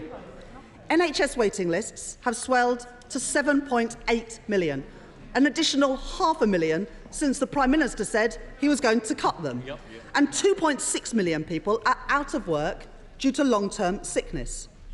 A healthy nation is critical to a healthy economy. That's why Labour has pledged to cut hospital waiting lists, investing an additional £1.1 billion a year to deliver 2 million more appointments, scans and operations. It will be funded by abolishing the non-dom tax status and replacing it with a modern scheme for people who are genuinely living in the UK for short periods. But once again, we see that this policy has been vetoed by the Prime Minister. Mr. Speaker, the best way to get people back to work is to get our NHS working, but the reality is you can never trust the Tories with our NHS. Now, the Chancellor has made a great fanfare about public sector efficiency and value for money. This is from a government that has blown £140 million on a discredited Rwanda scheme and yet are not able to send a single asylum seeker there. £7.2 billion money lost on fraud during the pandemic, all those cheques signed up by the former Chancellor, the current Prime Minister. £8.7 billion on PPE that's been written off. HS2 costing £57 billion with not a single piece of track going north of Birmingham. No one can trust the Tories with taxpayers' money. And it says it all, that after 13 years of Tory government, there are still nearly 12,000 NHS computers running on outdated software that's vulnerable to cyber attacks. 10 years ago, when he was Health Secretary, the now Chancellor promised a paperless NHS by 2018. Yet today, in 2023, 26 NHS trusts are still using fax machines. Now, why on earth should people who experience deteriorating public services under this Conservative government trust them to fix it, when his 6 years as Health Secretary makes him one of the biggest architects of failure? If you put your hands into people's pockets and take money out of them, and they don't see visible improvements in the services that they receive, they get very angry indeed. Not my words, the Chancellor's words 2 years ago. And I agree with him. The Tories have had 13 years to improve public services, and they have failed. Mr. Speaker, this is too little and too late. I do want to welcome the Chancellor's announcement today of additional funding to tackle anti-Semitism and Islamophobia to keep our communities safe, as well as the additional money for the Holocaust Educational Trust. There is no place for hate in our society, and I know that across the House we will work together to eliminate it. Mr. Speaker, the Chancellor calls this an autumn statement for growth, but it is Labour who has led the agenda on growth. And today we see the Conservatives have released their own poor cover version of what we have already announced. The Chancellor today is talking about unlocking capital by reforming pensions. But Labour would go further, encouraging investment into British start-up firms and scale-up firms, and introducing measures to ensure the consolidation of pension funds, so that our pension system gets better returns for savers and for the UK economy. On planning, the Conservatives are following Labour's lead on providing money off bills for communities that host grid infrastructure and speeding up planning decisions. What's taken them so long? Labour will get Britain building again, with a once-in-a-generation set of reforms to accelerate the building of our country's national infrastructure and to build housing too. We will fast-track battery factories, our life sciences and 5G technology to grow our economy and provide good jobs in every part of our country. And we welcome the fact that the Chancellor has announced that he will make full expensing permanent, another thing that we have been calling for. But that doesn't make up for the years of uncertainty that businesses have faced, with taxes going up and down like a yo-yo. With small and medium businesses who play such a pivotal role in growing our economy, left exposed to the Tories' economic volatility.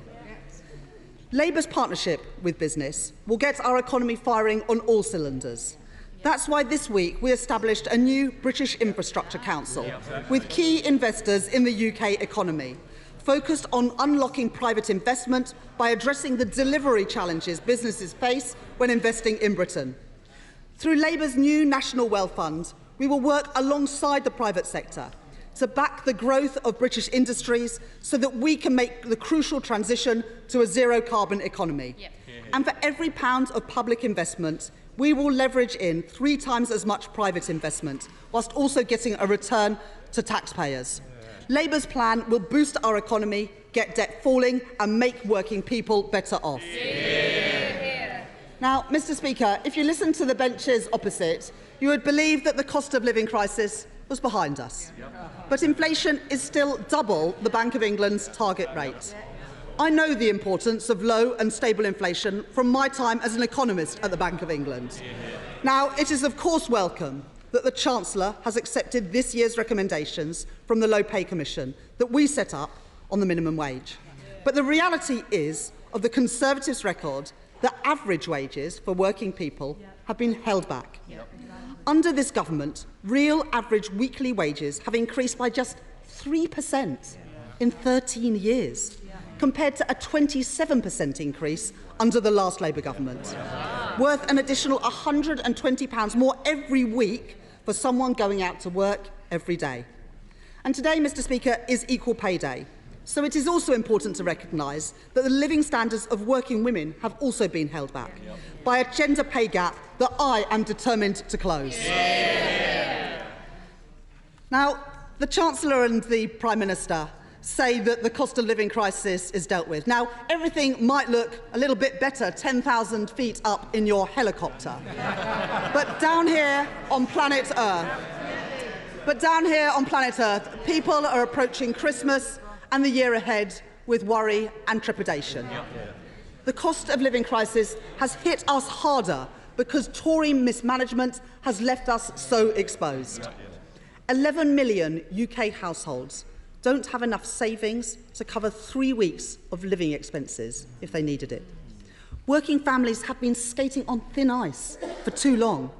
And as their resilience has been eroded, so has our national economies. Let's not forget, it was this government that oversaw the closure of our critical gas storage facilities, which left our country more exposed to the huge fluctuations in international energy markets. While the former Prime Minister, that's 4 Prime Ministers ago, cut energy efficiency programmes leading to higher bills for homeowners. And just last year, we saw the true cost of the Conservatives when their kamikaze budget crashed the economy, leading to market turmoil, pensions put in peril and a spike in interest rates. 1.6 million families will see their mortgage deals end this year. Those remortgaging since July have seen their payments rocket by an average of £220 a month.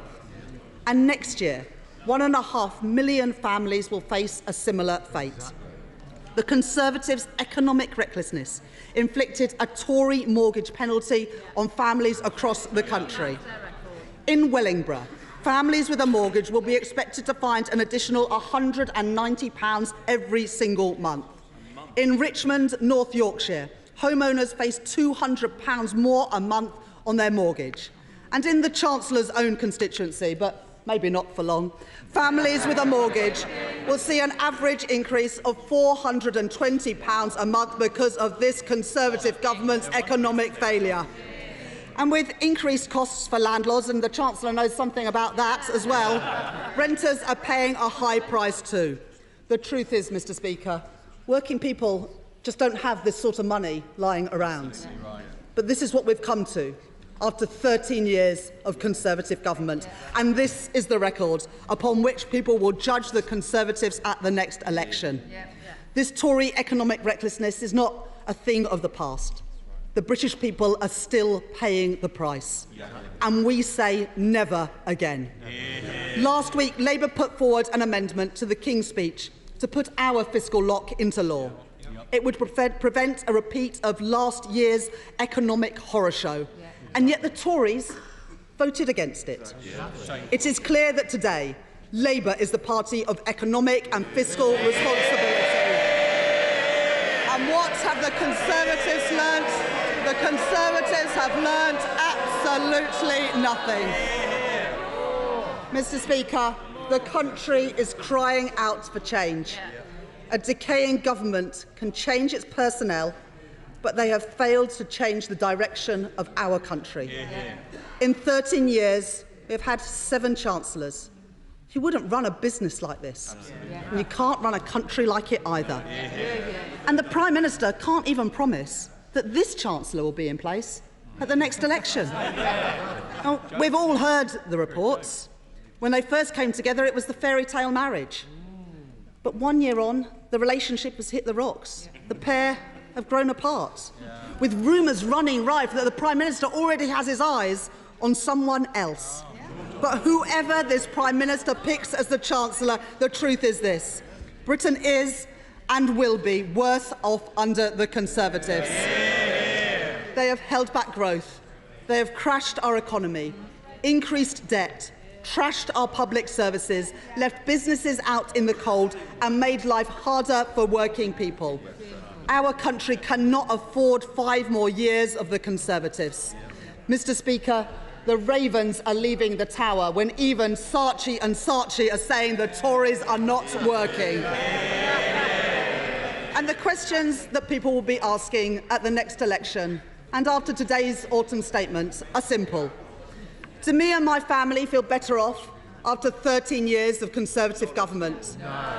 Do our schools, our hospitals, our police, do they work better after 13 years of Conservative government? In fact, does anything in Britain work better today than when the Conservatives came into office 13 years ago?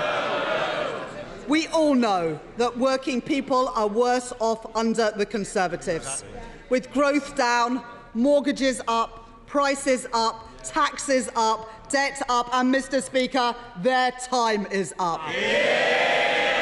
It is time for change, a changed Labour Party to lead Britain and to make working people better off.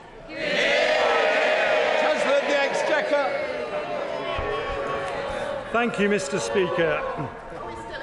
Madam Deputy Speaker, indeed. And I'm afraid the Shadow Chancellor has shown once again that Labour has nothing credible to say on the economy.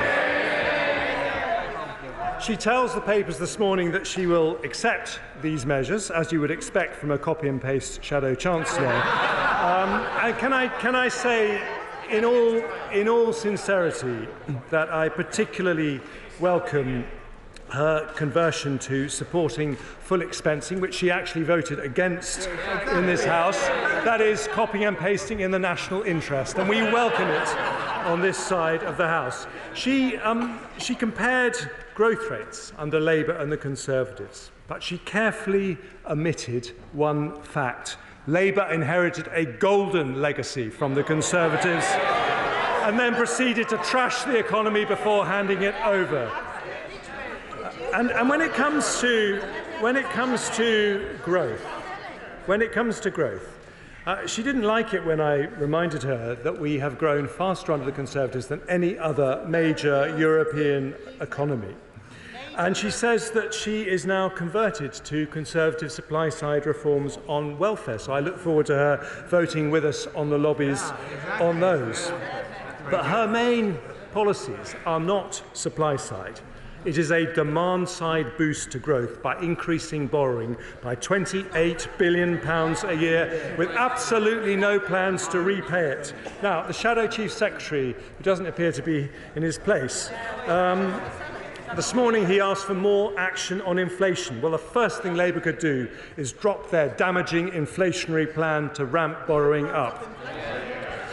Now, she talked about the NHS.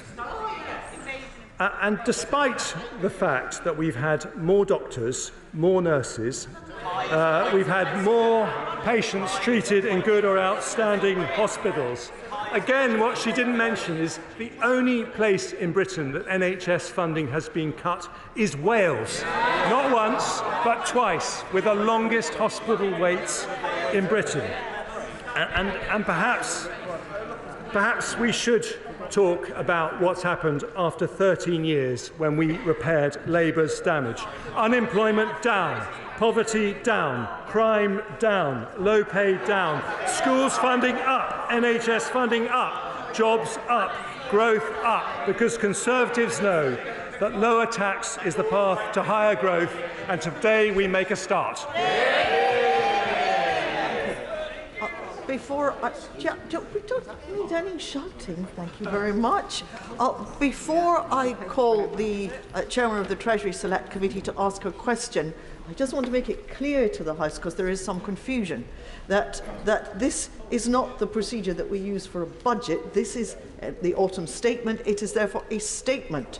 So the point that we're at right now is the taking of questions to the Chancellor of the Exchequer. Once that has concluded, then we will go on to the debate, which is speeches. So I know that I have a list of people who want to make speeches. There will be some overlap. I'm just paying attention to that. Harriet Baldwin. Thank you very much, Madam Deputy Speaker, and what a difference a year makes.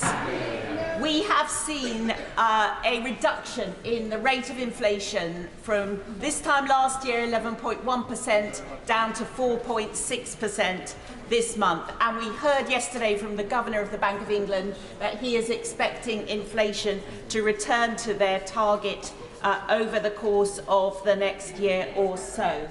I was interested to hear that there are 110 measures in the announcements today that will drive growth in the UK economy. I welcome the fact that the Office for Budget Responsibility is now forecasting that this year we will see growth in the UK economy, in contrast to their forecast this time last year of a recession. And the committee looks forward to examining those 110 growth measures in detail next week, when we hear from both the Office for Budget Responsibility and from the Chancellor himself. But for my question, may I ask the Chancellor if he could tell the House overall how much his measures will improve growth and how much they have helped drive down inflation over the course of next year? Chancellor. Well, I thank my honourable friend who speaks very wisely about the economy from her position chairing the Treasury Select Committee. So the OBR are very specific about that. They say that the measures that I take today will permanently increase GDP by 0.3%. The measures I took in the spring budget will permanently increase GDP by 0.2%. So taken together, those measures will increase GDP by 0.5%. SNP spokesman Drew Hendry. Thank you, Madam Deputy Speaker. And can I thank the Chancellor for advance sight of his redactions? Madam Deputy Speaker, the Chancellor wants you to think he's pulled a rabbit out of the hat today, but actually all he's done is pulled the wool over many people's eyes. Things are still getting worse for people. Inflation is still more than double the target that it should be, and that means prices and costs for people in their homes are still going up day by day. The cost of living still goes on, and people need help now. The economy, far from the cry from the Chancellor, is stagnating. It is not growing at the moment by anything more than a sliver of a percentage just now, and that is on his watch. The Chancellor in this statement is trying to take credit for things that he should be doing anyway, that they promised to do, or indeed things that they've already done and they're now taking backward steps on, which I'll come to more in a second. The energy price cap goes up tomorrow. It's scheduled to go up again in January. Costs are going to continue to increase for people. So when welcoming some of the small measures, like the issues, the things around the support for veterans, the National Insurance Class 2 abolition, and indeed, one of the significant measures for business in terms of the full expensing and making that permanent, the rest of this really doesn't bear the kind of scrutiny that I hope it will get from the proper analysts over the next few days. Madam Deputy Speaker, as I said, the burden is still high for people. The tax burden in the UK is still the highest it's been in 7 years. The Institute for Fiscal Studies have pointed out that tax is higher than 3 years ago, even after these measures from the Chancellor today. In reality, they don't go nearly far enough to cover the cost of living crisis faced by people across the nations of the UK. People who are struggling with mortgages and rents, with food bills, with energy bills. Now, we asked for mortgage interest tax relief to help those seeing their monthly bills go up, and for measures to help renters. Why has he ignored those people struggling? On food bills, we asked for action to help people struggling to pay their bills at the checkout, to work like, for example, France, Canada and Greece, to reduce the cost for people. Why has he chosen not to intervene on food and help those people? We asked for a range of measures to help people this winter who will be facing even higher bills than last year, such as the £400 energy bill rebate, a lower price cap, a social tariff for people. Why has he chosen not to help those people who will not be able to afford to heat their homes this coming winter? So, will he at least rule out the planned increase in the cap in January? We asked for him to commit to increasing working age benefits in line with inflation next year. Will he commit to doing that? But once again, he's chosen to punish the most vulnerable with these welfare changes. The nasty party is back in business for good. Not supporting people is a choice. And we all know what that choice is for this government. This government is on the record as working to the principle of let people die. We wanted to hear about VAT cuts for tourism and hospitality, about how to get skilled workers now to fill our vacancies. But he's chosen to ignore these stresses on our sectors. We've asked him to lay off the Scotch whisky industry, and it's good that he's frozen the duty, but And there's an enormous pause for this one. He's frozen it at the rate he's already increased at it. So the Scotch whisky industry is still paying 75% in tax under this Tory UK government. Isn't it funny? Isn't it funny how Scotland is always told it's too poor until they need to raise money from our exports and natural resources, and then miraculously riches are found. We asked them to invest in net zero, and he's made some announcements today. But again, when you work down all of his green investment plans and what he calls green energy, I think we'll find that most of that money will go into nuclear, the white elephant of the energy sector just now. It is an absolute, as my honourable friend says, a shambles. We asked them to match the £500 million Energy Transition Fund for the North East of Scotland. He's chosen to ignore that. He's chosen to ignore these opportunities, highlighting again why we need the full powers of independence in Scotland. We asked them to deliver across the UK additional funding for public services to allow us to help councils, the NHS and more, and he's chosen to ignore that call. As I said, he's chosen not to help people who are struggling with the cost of the living crisis. He could have helped mortgage and rent payers. He could have helped those struggling to pay for food. He could have helped those with their energy bills. In the SNP, our values lead us to want to alleviate policy and strive to get rid of it altogether. We seek measures now and in the future to help people, and we are acting now, freezing the council tax, investing in childcare, saying no to tuition fees. We're using the limited powers to mitigate this nasty Tory government's cruel policies from this place, like the rape clause and the bedroom tax. We're keeping our water, our rail services, our NHS in public hands. We are not, like the Tories and Labour, holding the door open for private companies to rush in. We've previously stepped in where Westminster has failed to boost broadband coverage, to increase our renewables and to champion the just transition. We choose to put our people first. Those are our values. Values that build a fairer, more prosperous Scotland. The Scottish Government has taken the steps it can to help alleviate the worst impacts of poverty, offering people a degree of stability through the council tax freeze and a cap on rent increases. We would do more, but the fiscal powers needed are currently in this Chancellor's hands. We would choose to help. Today he had the power to help people, to lift a finger, to right some of the wrongs of this government that he's inflicted upon them. But people aren't this government's priority. We know who goes through their priority lanes. Why is this UK government fixated on tents when they should be worried about rents? They have little to offer Scotland. Our route out the chaos that Westminster's created and the permanent austerity of the cost of living nightmare that people are having to endure. And the way out of that for us is through independence and rejoining the EU. We must have that choice. Chancellor. Thank you, Madam Deputy Speaker. I think he prepared his comments for the autumn statement he wanted me to deliver, not the one that I actually delivered. I mean, for example, he complained about the tax burden being the highest for 7 years.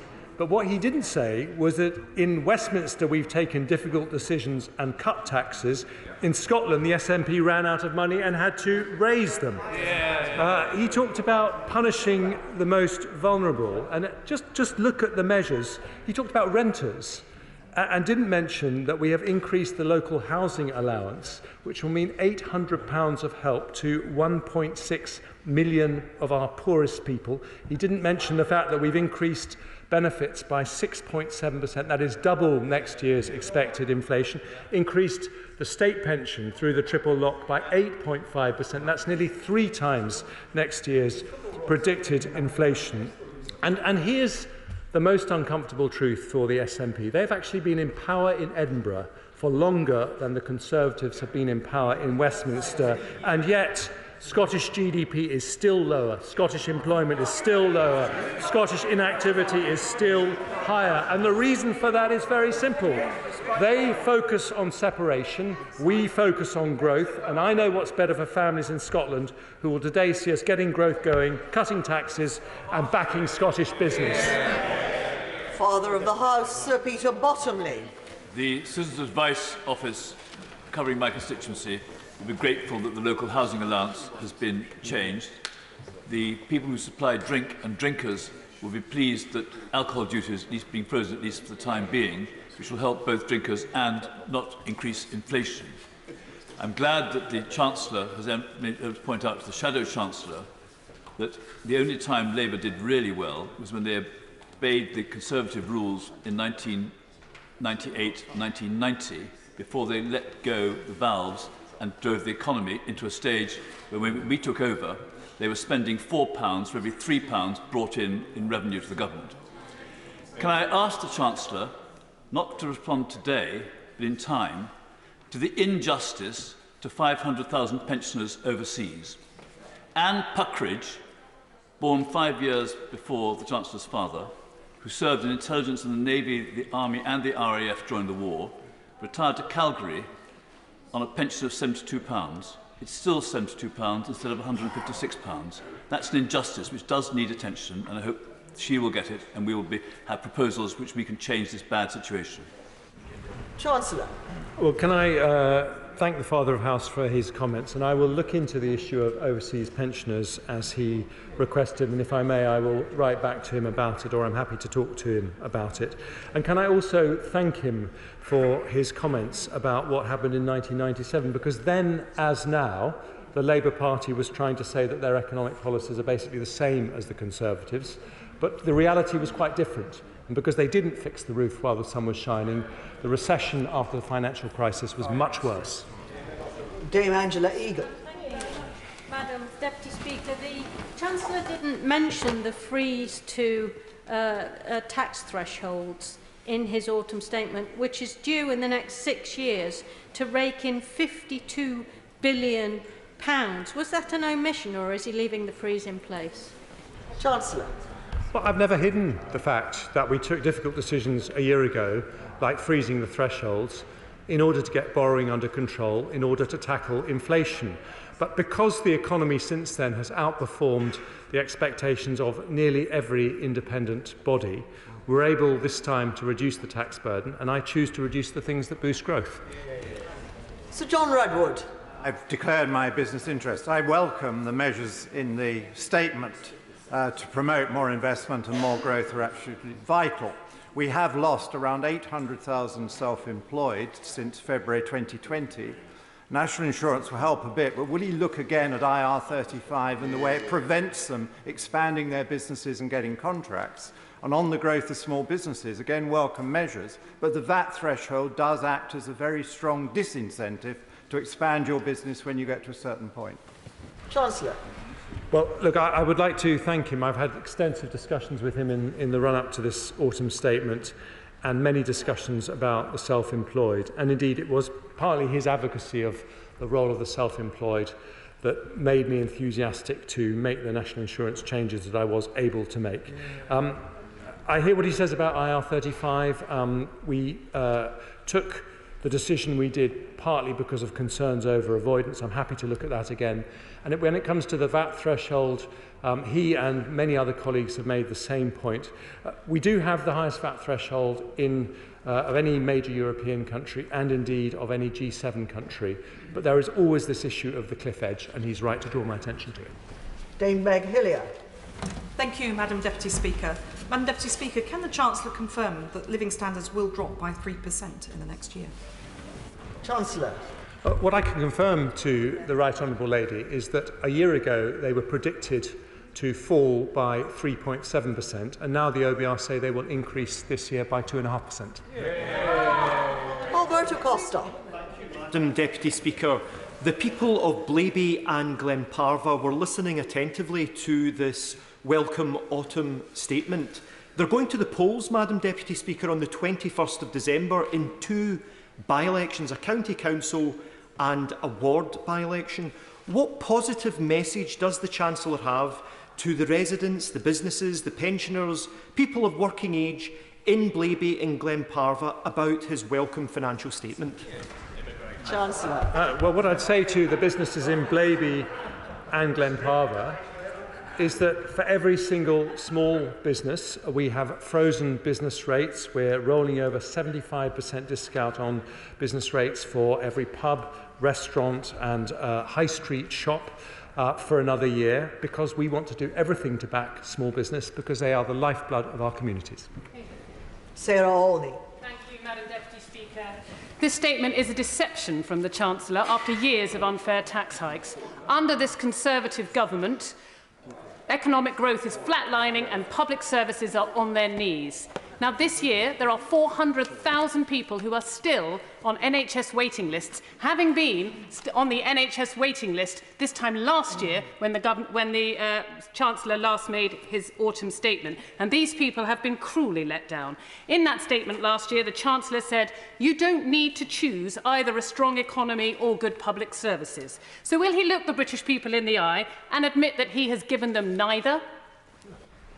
Chancellor?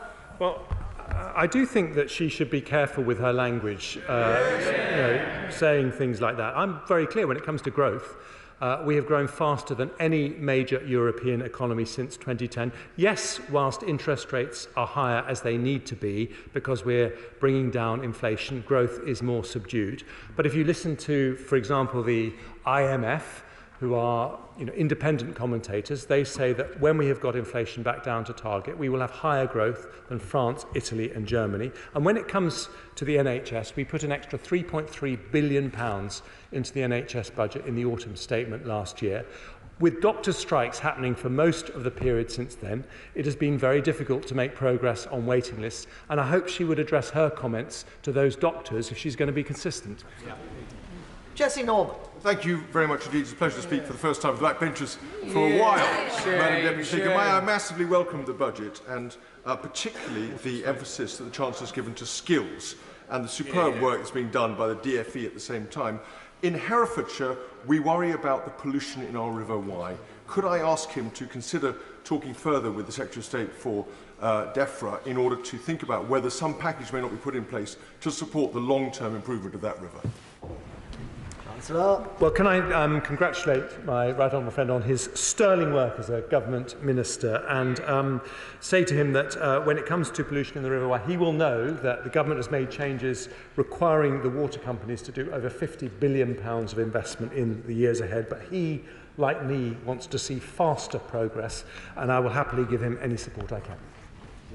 Sir Stephen Timms. Thank you, Madam Deputy Speaker. I welcome the Chancellor's announcement on benefit uprating, not, as he claimed, a mark of compassion, but at least delivering the essential minimum, and I congratulate the Secretary of State on achieving that. For the last 3 years, the Household Support Fund has enabled local councils to provide a very important safety net for families facing the greatest hardship. Will there be a Household Support Fund next year?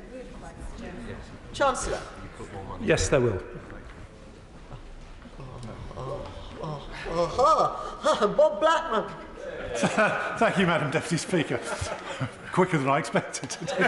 My right honourable friend has mentioned a whole series of planning reforms that he's proposing. One of the problems that local authorities have up and down the country is a lack of planning officers to actually determine those planning applications, and it will clearly take time to train and recruit new people. One of the risks that he fulfills is of the premium service for large-scale developments. There is a risk that that will mean planning officers switch to those roles rather than determining the day-to-day planning applications. Does my right honourable friend understand that we'll need to recruit more people?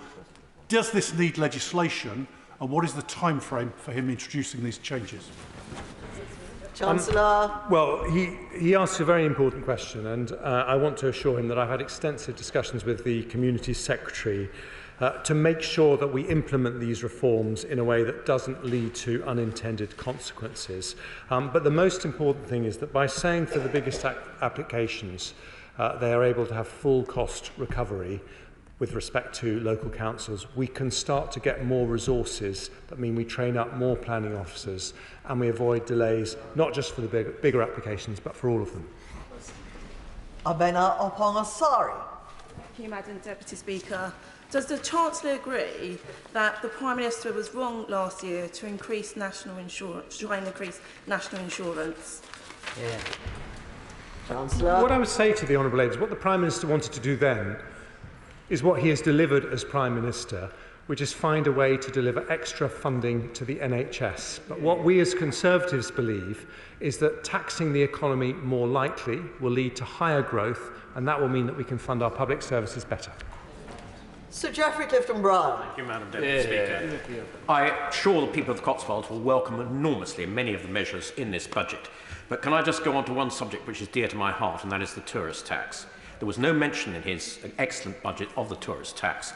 British tourists going abroad spend billions of pounds benefiting those countries, and yet we actively discourage, and figures show that we're doing so, we actively discourage high-spending tourists coming from abroad and benefiting our shops and hospitality venues.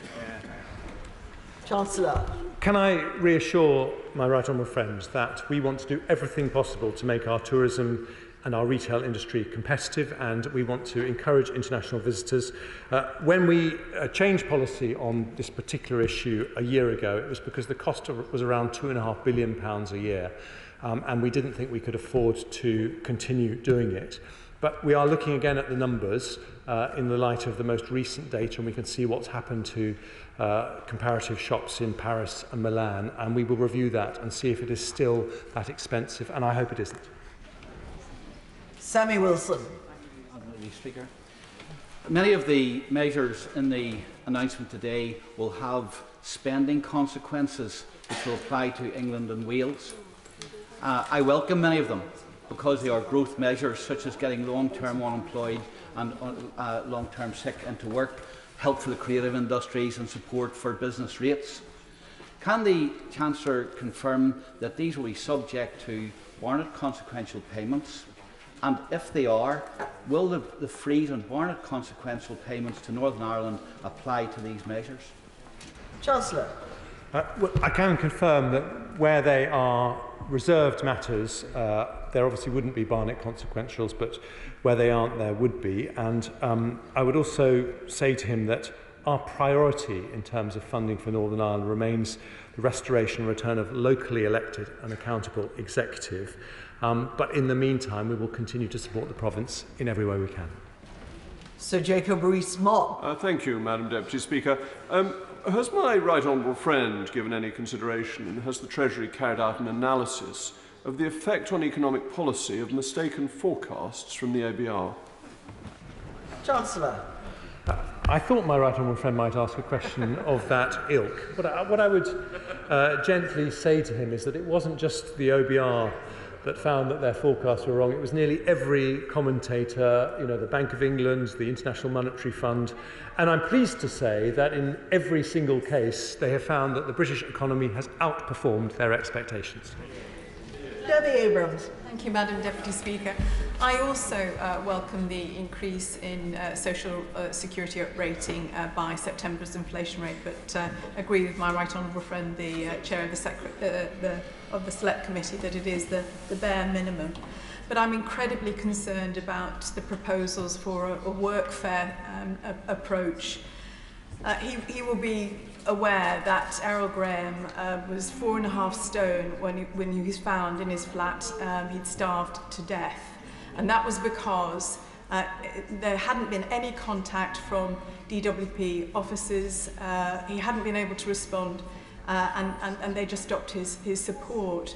So given this, given so many Secretaries of State for Work and Pensions have said we don't have a statutory safeguarding duty, what is the estimate of the number of social security claimants who will die as a consequence of these measures? Chancellor.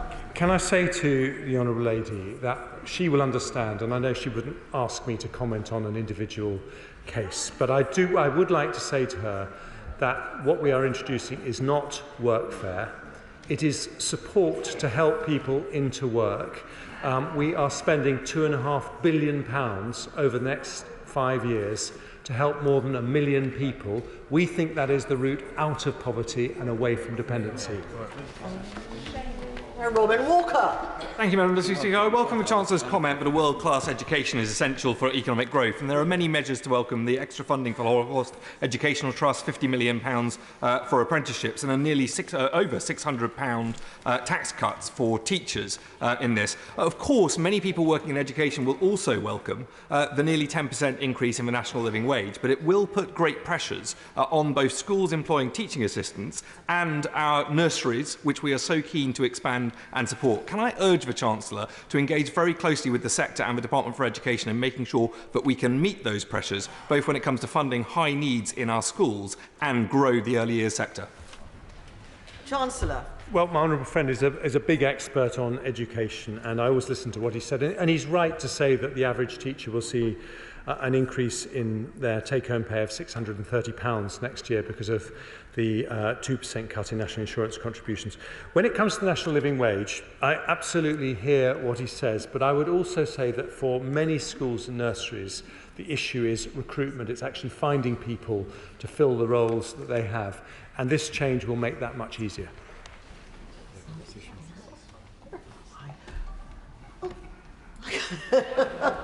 Well, this is getting exciting. Gavin Newlands. Thank you very much, Madam Deputy Speaker. The Chancellor mentioned support for carbon capture and storage and hydrogen, and the Prime Minister earlier spoke of support for the oil and gas sector.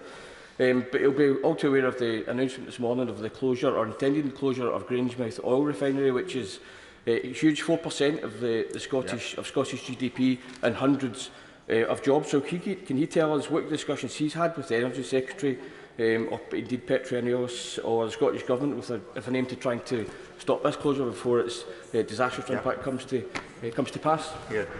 Chancellor. Well, we're obviously monitoring the situation extremely carefully, but I do want to say to him that it is our priority to support the oil and gas and refinery industries. We made some big changes to do that, and we would welcome support from all sides of the House in doing so. John Barrett. Madam Deputy Speaker, I commend the Chancellor for the compassion and enterprise incentives that shine through this statement. I thank him also for the UK retail disclosure framework. I haven't seen the detail, but also the promise of an SI to resolve the legislative issues with cost disclosure for investment companies. Can he assure me that this will correct the overzealous regulation, which is making investment companies look unduly expensive and thereby restricting investment? Chancellor. I've had many discussions with him on this issue, and he's absolutely right. There is a danger with overzealous regulation that people are focused more on cost and not on performance, and like him I want to resolve the issue. Barbara Keeley. Thank you, Madam Deputy Speaker. The Chancellor talked about the creative industries, but then he only announced he would look at improving film and high-end TV tax credits. But the cultural tax reliefs continue to help our orchestras, theatres, museums and galleries to survive, and they protect jobs. Now, Budget 2023 extended the uplifted rate of relief until March 2024, after which it tapers. The budget sadly also introduced some changes which would limit what cultural organisations can claim for. Orchestra tax relief is a critical source of income. Without it, some orchestras are saying they could fold, losing musicians' jobs. So will the Chancellor look not just at film and high-end TV tax credit, but all the cultural tax reliefs and how they can continue to support jobs in our creative industries? Chancellor. Well, having only just delivered the autumn statement, I don't want to preempt what might be in the spring budget, but there will be another fiscal event before the end of the financial year in which all these events will be looked at. And with respect to orchestras in particular, who I think are fantastically important for our cultural landscape, I would just say that a typical person playing in an orchestra is going to get £450 increase in post-tax pay next year, and that will help them greatly. Thank you, Madam Deputy Speaker. Can I congratulate my right honourable friend on his statement that will make a significant difference to investment levels, employment and to living costs, recognising that it's all within the context of the cost of COVID as well as the energy shock that the conflict in Ukraine brought about. That's something we often forget about. But can I also pass on the appreciation of the beer and pub sector to my right honourable friend?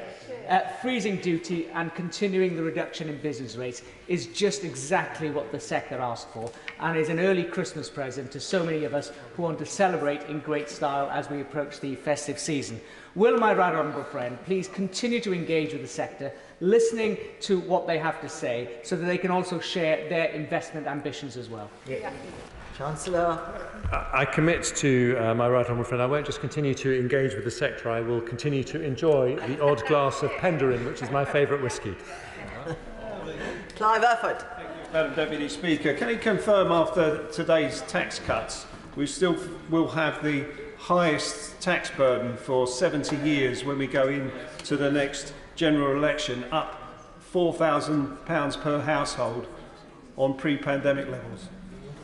Chancellor. What I can confirm to the honourable gentleman is that after today's measures, we will have the lowest income tax burden for someone on average pay in the G7. That is lower than Japan, America, France, Germany or Italy or Canada. Vicky Ford. Thank you, Madam Deputy Speaker. The reason our economy is growing and not receding is due to investment, innovation and millions of hard-working individuals across the country, as well as a government that has focused on tackling inflation. Does he agree with me that on this side of the House we get it, that no country can spend its way to prosperity? Chancellor. She is absolutely right, because high inflation is destabilising for an economy. It stops businesses investing, it stops families spending, and it also causes misery to people who see the cost of their weekly shop go through the roof. And that's why it has been our #1 priority, and it'd be great if it was the other side's too. Keir Mather. Thank you, Madam Deputy Speaker. It is frankly embarrassing that the Chancellor and the Prime Minister have spent this afternoon celebrating inflation staying 2% above target, when families in my constituency in Selby and Ainsty face 10% food inflation every time they use the supermarket. What message does the Chancellor think his celebrations send to those hard-working families? Chancellor. Well, it's not celebrating that's halved inflation from 11.1% a year ago. It's hard work and difficult decisions, which unfortunately were mainly opposed by Labour. Scott Menton. Thank you, Madam Deputy Speaker. May I commend the Chancellor on his statement, which delivers for the people of Blackpool. 5,000 of my constituents will benefit from a boost to the national living wage. 12,000 pensioners in my constituency will be £900 per year better off, whilst those in work will of course be £450 better off through the cut to national insurance. Does the Chancellor agree that this is only possible because of the difficult long-term decisions this government have taken, an approach which stands in stark contrast to the tax, borrowing and spending offered by the opposition? Chancellor. Shadow Chancellor can't hear these things too many times, because she loves copying and pasting our policies, and there's another one that she could merrily get copying and pasting, because here's the reason why my honourable friend from Blackpool is absolutely right. Let me tell you why. The reason is very straightforward, because we had an economic crisis thanks to the energy shock and the pandemic. Labour had an economic crisis because of what happened in the financial markets. The difference is we took tough decisions to bring back fiscal responsibility. They ducked every single one. Rachel Maskell. Madam Deputy Speaker, the biggest disparity in local housing allowance comes from the geography built around the broad rented market sector. So if we look at the way that's calculated, in York, £650 LHA, but on top of that, £983 for a property. It's not working. So will he review the BRMA? Well, I'm happy to discuss that matter with the DWP Secretary of State, and I recognise it's an issue that she has campaigned on very sincerely for some time. I would say, though, that the decision to increase the local housing allowance to the 30th percentile will help 1.6 million families with an extra £800. So I hope she also recognises it will make a difference.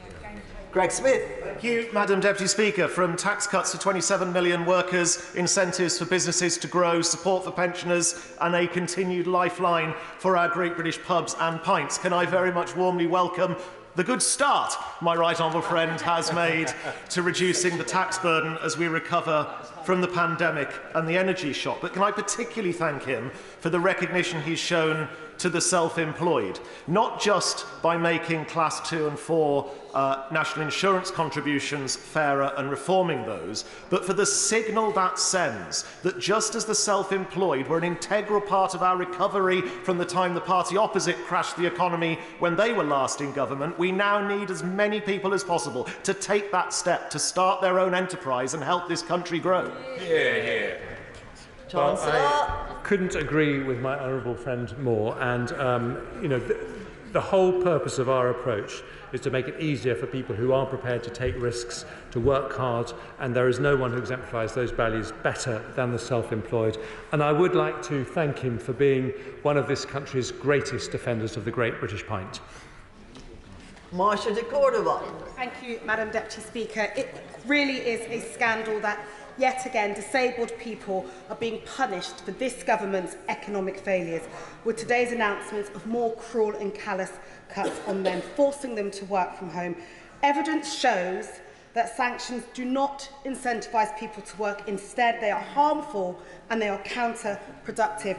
This plan will only further erode the social security safety net as a result of 13 years of austerity and the waged war against disabled people and the hostile environment. So does the Chancellor not understand that this plan will only punish disabled people, pushing them further away from the labour market and leading to poorer health outcomes? With the greatest respect to the Honourable Lady, we introduced a plan to help disabled people get back into work, as many of them say they would like to do. And in just 4 years, that has got 1.4 million disabled people back into jobs. Ben Bradley. Thank you, Madam Deputy Speaker. Can I welcome an autumn statement from the Chancellor that cuts taxes, invests in growth, seeks to shrink the size of the state and reforms welfare? It will go down very, very well with the vast majority of my constituents who voted for a Conservative government in 2019, and it's most welcome by me too. Can I particularly thank him for his continued commitment to our East Midlands investment zone and our East Midlands Freeport, where he's listened to stakeholders in extending the time and adding more investment to our major growth plans. Will he continue to work with us in the region to ensure that alongside our development company and our new East Midlands Combined Authority, we're able to properly harness these tools to deliver an amazing regional growth strategy and deliver all of the growth and investment that he wants to see? Chancellor. Well, can I thank my honourable friend for his role in the transformation of the East Midlands through his other responsibilities in the councils there. And can I just say to him that levelling up will only work if we harness the enterprise and the ideas of local civic leaders, and he is a fantastic example of them. Wendy Chamberlain. Thank you, Madam Deputy Speaker. Today is Equal Pay Day, which means because of the gender pay gap, it's the day of the year where women, based on their average earnings, stop being paid, while men continue to the end of the year. But more concerningly is the pension gap, which is 35%, which meant female pensioners stop being paid on August 26. Now, the reason for that is often because older women have chosen and sacrificed their earning potential to care for loved ones. So can I ask the Government when it is going to consider reforming carers' allowance, which currently is an active disincentive to carers going into work? When will we start looking at the cliff edge instead of making it shorter and sharper? Well, I'm always happy to engage with any honourable members if they have concerns about the way the benefit system operates in terms of disincentivising people who would like to work but can't. And caring responsibilities is a particular area that she's raised, so I'm very happy to engage with her outside this House on that matter. Mike King. Thank you, Madam Deputy Speaker. Manchester and Trafford Council's cumulative cuts since 2010 have been £443 and £288 million respectively since 2010. The Local Government Association saying the funding gap will be £4 billion in the next 2 years. Was there anything in this statement that would stop the continuing crumbling of our local services? Well, I think what the honourable gentleman is admitting is the fact that in the autumn statement a year ago, when I was having to make big cuts in public spending going forward, I actually found an increase of £4.7 billion from next year for adult social care, which will make an enormous difference to every council in the country. Stephen Farry. Madam Deputy Speaker, further to his answer on Northern Ireland and Barnett consequentials, the Chancellor will be aware that Northern Ireland is facing an unprecedented budget crisis at present. So could I ask him to confirm that he is open to discussions around a fiscal floor and an Invest to Save transformation package for any potential restored power sharing executive? Chancellor. Well, the UK Government will continue to do everything we can to support the restoration of power sharing in the province, and all I will say is that the Treasury is actively involved in all those discussions. Jonathan Edwards. Madam Deputy Speaker, in recognition of the impact of electricity pylon development on properties, you announced compensation of £1,000 per property per year for 10 years. Does the policy apply in Wales? And if not, will the Welsh Government receive funding for developments where they have competence, like the one that I have in the Towie Valley in my constituency? And regardless of that, he knows that the fall in property values will be far more than the compensation. So would it not be better to remove detriment by cable ploughing these cables at a comparative cost to traditional pylon development? Chancellor. Well, my understanding is that it will apply to Wales in exactly the same way it applies to the rest of the UK. What I would say in terms of the way we do this is that we need to work out the most sensible, proportionate and balanced way of solving the problem, that we have to double our electricity generation between now and 2050, and we're going to have to do things differently as a result. Imran Hussain. Thank you, Madam Deputy Speaker. We are in the worst cost of living crisis that we have ever seen. And the key takeaway from the just 4 measures the Chancellor announced to tackle this crisis is not investing in deprived communities, ensuring the richest pay their fair share, or spreading economic growth across the whole country. It's a commitment to stop the pie getting more expensive. Just what is that supposed to do for my constituents who face crippling mortgage payments, who are paying 30% more for food, whose wages are stagnating and whose homes have been made unaffordable to heat? Well, I think he's looked at the statement rather selectively, because our support for people struggling with cost of living pressures has risen as a result of my decisions to £104 billion. Let me just go through. Pensioners, they're going to get an increase next year 3 times the rate of inflation. People on benefits are going to get an increase in their benefits double inflation. People who are renting and on low incomes are going to see an £800 increase on average through the local housing allowance. And anyone on the lowest legally payable wage, if they're working full-time, could see an extra £1,800 from increases in the national living wage. Alan Brown. Thank you, Madam Deputy Speaker. As a so-called prudent Chancellor, he cancelled HS2 to Manchester due to the spiralling costs of that project. Yet, despite the likes of Hinkley Point C rising from £18 billion to £33 billion, there's not a single successful EPR project in the world. Yet again today, he's confirmed a blank cheque for the nuclear industry. Given Sizewell C is likely going to cost £40 billion, he's got a taxpayer 20% stake on it. It's good enough for HS2. Why doesn't he scrap Sizewell C and save us from that nuclear financial disaster? Chancellor. Because if we want to get to net zero, we're going to have more renewable energy. And unfortunately for him and for me, there are days when the sun doesn't shine and the wind doesn't blow. Thank you, Madam Deputy Speaker. Madam Deputy Speaker, we have the lowest investment in the G7, and on the government's own figures, it's falling further and further. Currently, public sector investment is actually scheduled to fall by £14 billion in real terms over the next 5 years. So without, Madam Deputy Speaker, serious investment on public services, we cannot hope to improve productivity, which the Chancellor spoke about today. We can't just demand that people go back to work and work harder and harder to compensate this. What we need is £10 billion to match the OECD average public investment annual spend as a share of GDP. Madam Deputy Speaker, I'd like to hear from the Chancellor why he hasn't taken the opportunity today to align ourselves with the rest of the G7. Chancellor. Let me gently remind the honourable gentleman that business investment has grown by more since 2010 than it grew under the Labour government, and in fact has the second highest growth in the G7, faster than any other country except America. Claudia Webb. Thank you, Madam Deputy Speaker. The unionised manufacturing base of my constituency has long been diminished, not replaced by technology innovation and good, decent, modern jobs, but replaced by fast fashion sweatshops and unscrupulous employers, all exploited by brands like Boohoo and retailers who are in a race to the bottom for ever increasing profits, all whilst their supply chains fail to pay the minimum wage. What action will be taken to regulate and ensure that brands and retailers are held to account for the sustainable outcomes of their products and their supply chains, and wage justice for the people that make their goods, and tackle those British brands and retailers who threaten to seek cheaper labour overseas to avoid paying the new minimum wage that the Chancellor has just announced?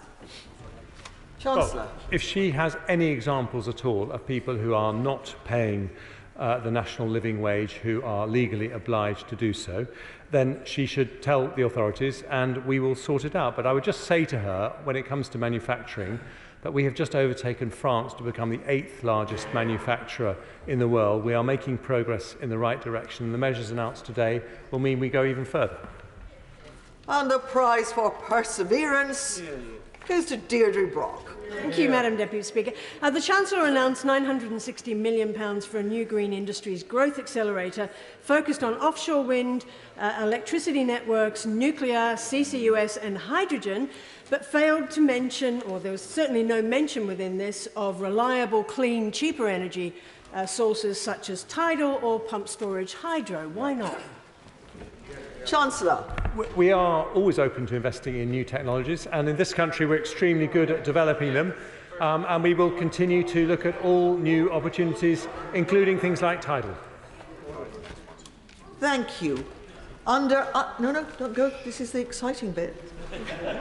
Under Standing Order number 51, the first motion, entitled Provisional Collection of Taxes, must be decided without debate. Will the Chancellor of the Exchequer please move formally? Formally. The question is that, pursuant to Section 5 of the Provisional Collection of Taxes Act 1968, provisional statutory effect shall be given to the following motion. Rates of tobacco products duty, motion number 1, as on the resolution's paper. As many as that opinion say aye. Aye. Of the contrary, no. I think the ayes have it. The ayes have it. Thank you. Point of order, Mr. Cunningham. Thank you very much, Madam Deputy Speaker. During Prime Minister's questions today, I asked the Prime Minister why 34% of children in my constituency lived in poverty. Before the Prime Minister answered, the Home Secretary chose to add in his pennyworth. Yes, I have contacted his office, advising him I plan to name him, but sadly he's chosen not to be in the chamber. He was seen and heard to say, "Because it's a shithole." I know he is denying being the culprit, but Madam Deputy Speaker, the audio is clear and has been checked and checked and checked again.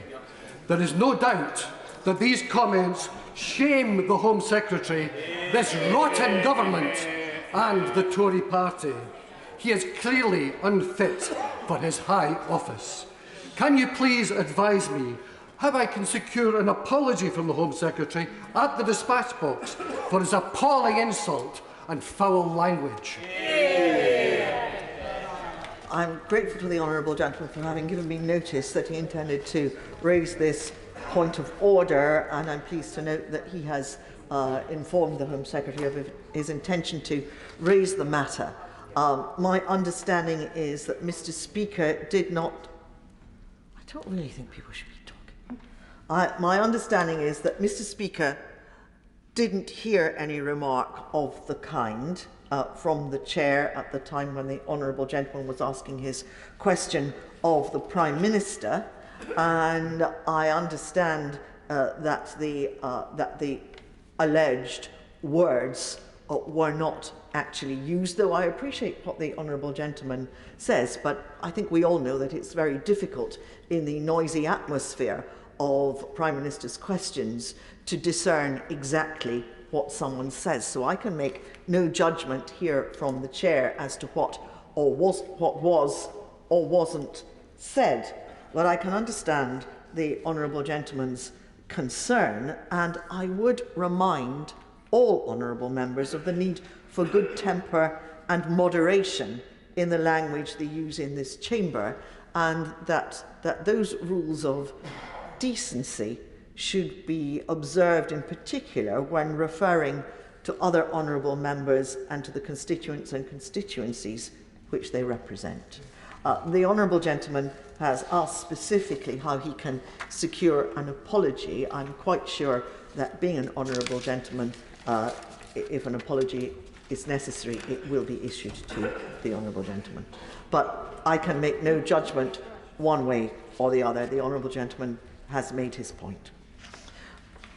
We now come to the motion entitled Rates of Tobacco Products Duty, which is motion number 1 on the resolutions paper. It's on this motion that the debate will take place today and on the succeeding days.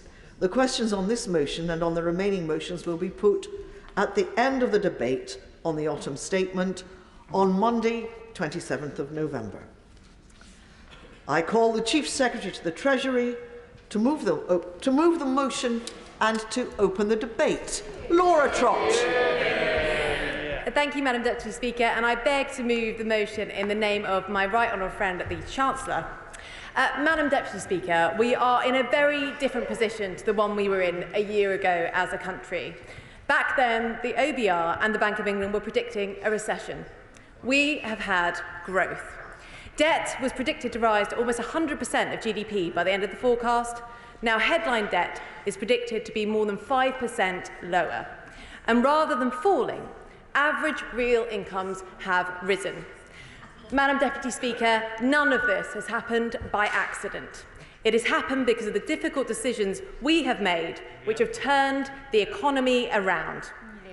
And we have learnt the lessons of what happened a year ago at that time, but the party opposite has not.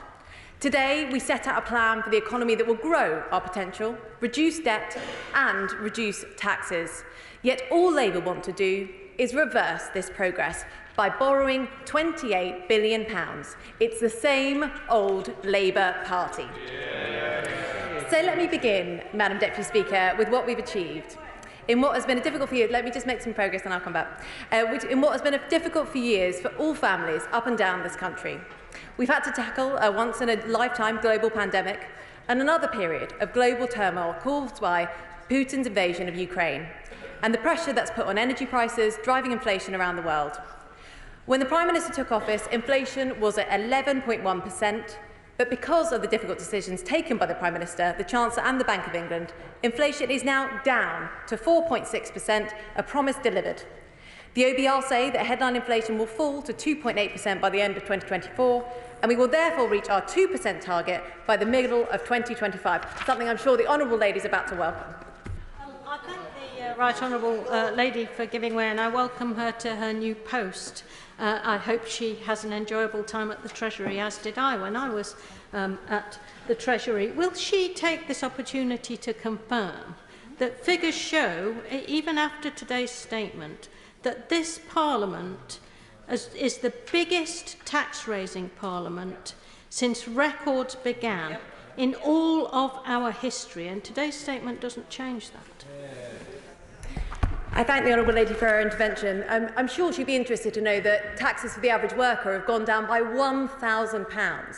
However, those on higher incomes have had to pay more, something that I'm sure she will agree is the right approach in a difficult period. Now, on growth, in 2010, we were facing the worst recession since World War II, but this Conservative government has turned things around. Since 2010, we've grown our economy faster than many in the G7, faster than France, faster than Germany, faster than Italy, Spain and Japan. And following the pandemic and the energy crisis, which were again predicted to take us into recession, the economy has recovered quicker than previously thought and is now 1.8% larger than its pre-pandemic size, growing faster than Germany. And looking ahead, the economy will continue to grow, boosted by 0.5% through the measures taken in the autumn statement and spring budget. Perhaps most critically of all, Madam Deputy Speaker, debt is down. Now, I know this is something that the opposition front bench are very much concerned about, but reducing debt and borrowing is essential to controlling inflation, keeping mortgage rates down and taxes low. And let me be clear, Madam Deputy Speaker, Labour's plans would send us all the way back to square one. Labour's inflationary £28 billion borrowing commitment will drive up inflation and cause interest rates to spiral. It would hammer families up and down the country and is a fundamental difference between this government and the opposition benches. By contrast, look at what my honourable friend, the Chancellor, has achieved. Before he took the difficult decisions in last year's autumn statement, headline debt was predicted to rise to 99.6% of GDP by the end of the forecast. Labour's approach would see that number rising. But our approach has, in contrast, seen debt predicted to be 5.5 percentage points lower as a proportion of GDP by the end of the forecast. We will therefore meet our fiscal rule to have underlying debt falling as a percentage of GDP in the final year of the forecast, with double the headroom compared to the OBR's March forecast. And it is this headroom which allows us to take the actions we are proposing in the autumn statement. Because, Madam Deputy Speaker, the job is not yet done. Debt and inflation are heading the right way, but we must keep pushing. Whilst growth is better than it could be, it is not as high as it should be, and our solution is not here to simply borrow more, as the Labour Party would. It is to back British business and invest in areas that will create growth. And this is driven by our values: living within our means, protecting the poorest and rewarding work. So we are attracting an extra £20 billion a year from business investment. We are reducing taxes on working people. We are increasing the national living wage to give workers an extra £1,800 a year on average, and we are freezing alcohol duties until August next year. Our announcements to make full expensing permanent means that we have now not just the lowest headline corporation tax rate in the G7, but the most generous capital allowances too. For every £1 million a company invests, they'll get £250,000 off their tax bill at the end of the year. This will make a huge difference to investment, as over 200 business leaders and industry bodies across the country have pointed out. And we can only do this because, in case anybody is in any doubt, this Conservative government has more than halved inflation, met our borrowing rules 3 years early, and we are seeing our debt lower every single year. Meanwhile, our small and medium-sized businesses, which account for more than 99% of private business in this country, remain a backbone of the economy. Our business rate support has saved the average independent shop over £20,000. And we continue to back these businesses by extending the 75% business rates discount for retail, hospitality and leisure businesses for another year, and by tackling late payments. We are reforming our welfare system so that it supports those who can't work and helps those who can find work. But the list doesn't end there, Madam Deputy Speaker. With this hard-earned fiscal headroom now secured, we have a final measure to implement: a tax cut for 27 million employed people, worth an average of £450 per year for those employed, and simplifying and cutting taxes for nearly 2 million self-employed people, while protecting the interests of those on the lowest pay by saving self-employed people an average of £350 a year from April. We've always said that when it is responsible to do so, we will cut taxes. And because we keep our word, we are cutting the main rate of employee national insurance from 12% to 10%. That makes somebody on the average salary of £35,000 more than £450 better off. That's something I'm sure the honourable gentleman welcomes. And because we want people to see that benefit on their pay slip soon, we will immediately introduce legislation to bring in this new rate from January 6th. Madam Deputy Speaker, this is the biggest cut to employee and self-employed tax ever, and the biggest tax cuts implemented since 1988. These measures, however, are not by chance. Madam Deputy Speaker, this is what happens when you take tough decisions early. when you take responsibility for those decisions, and when you deliver on them in good time and on budget, as the Prime Minister said we would. Things have been really tough, but the economy is on the right track and a future that's growing brighter. Tax cuts for big businesses to drive investment, tax cuts for smaller businesses to drive growth, tax cuts for self-employed people to reward hard work, and taxes cut for 27 million working people who make our country what it is. As we debate these measures in the next few days, I leave members with a few reflections. We have halved inflation. We have avoided recession. But growth is not achieved by burdening our businesses or our people, as the Labour Party would have you believe. So instead, in this autumn statement, we have, and let me repeat this, delivered the biggest ever cut to employee and self-employed tax, the biggest tax cut since 1988. This Conservative Party, I'm going to say it lots of times, believe me, this Conservative government is the party of business. This Conservative government is the party of workers, and this Conservative government is the party of the working people. The government has a plan to keep delivering, and it is presented to this country and this House in today's autumn statement. A plan which permanently increases the size of the economy, which backs Britain and Britain's businesses, which rewards work and improves pay, and which will deliver growth in every part of this United Kingdom. The Honourable Lady has surprised me. The question is, motion number 1, as on the resolutions paper. I call the opposition spokesman, James Murray. Thank you, Madam Deputy Speaker. Madam Deputy Speaker, today the Chancellor confirmed what the British people already know, that there is nothing the Conservatives can say or do to hide their 13 years of failure. The members on the government benches may have been patting each other on the back during the Chancellor's statement, but the British people will not be celebrating. After everything we have heard today, taxes will still be at their highest in peacetime.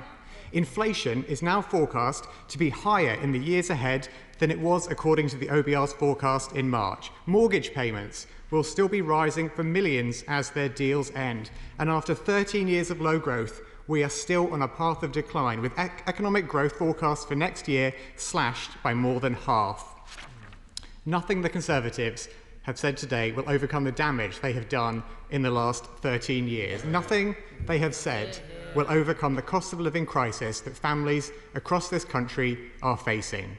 Household incomes, Madam Deputy Speaker, will still be 3.5% lower next year in real terms than pre-pandemic, the biggest hit to living standards on record.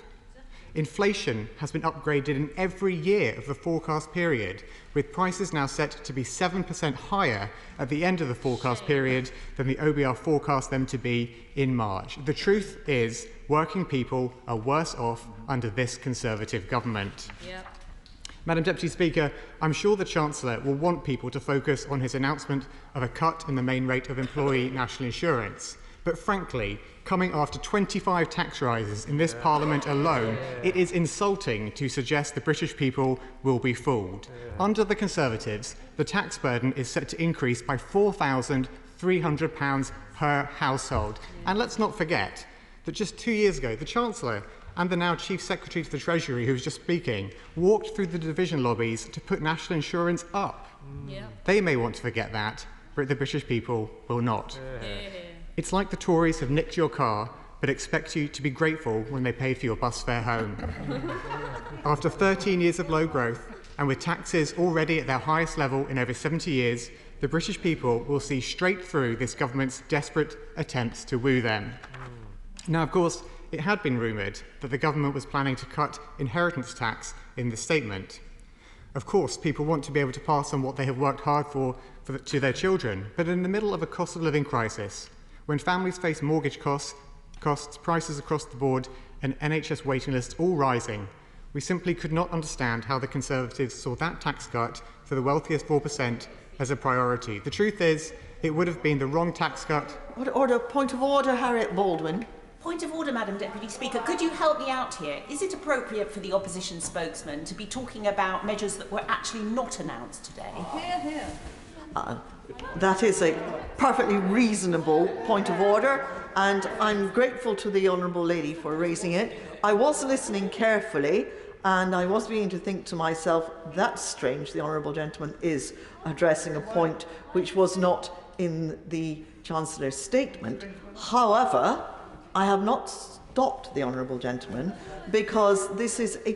No, I don't need any help, thank you very much. I haven't stopped the Honourable Gentleman because this is a very wide-ranging debate, and I have made the assumption that the Honourable Gentleman was using an example of something which the government decided not to do. Possibly he was about to state his agreement with the government, perhaps, something along those lines. But I was waiting to hear what he had to say. James Murray.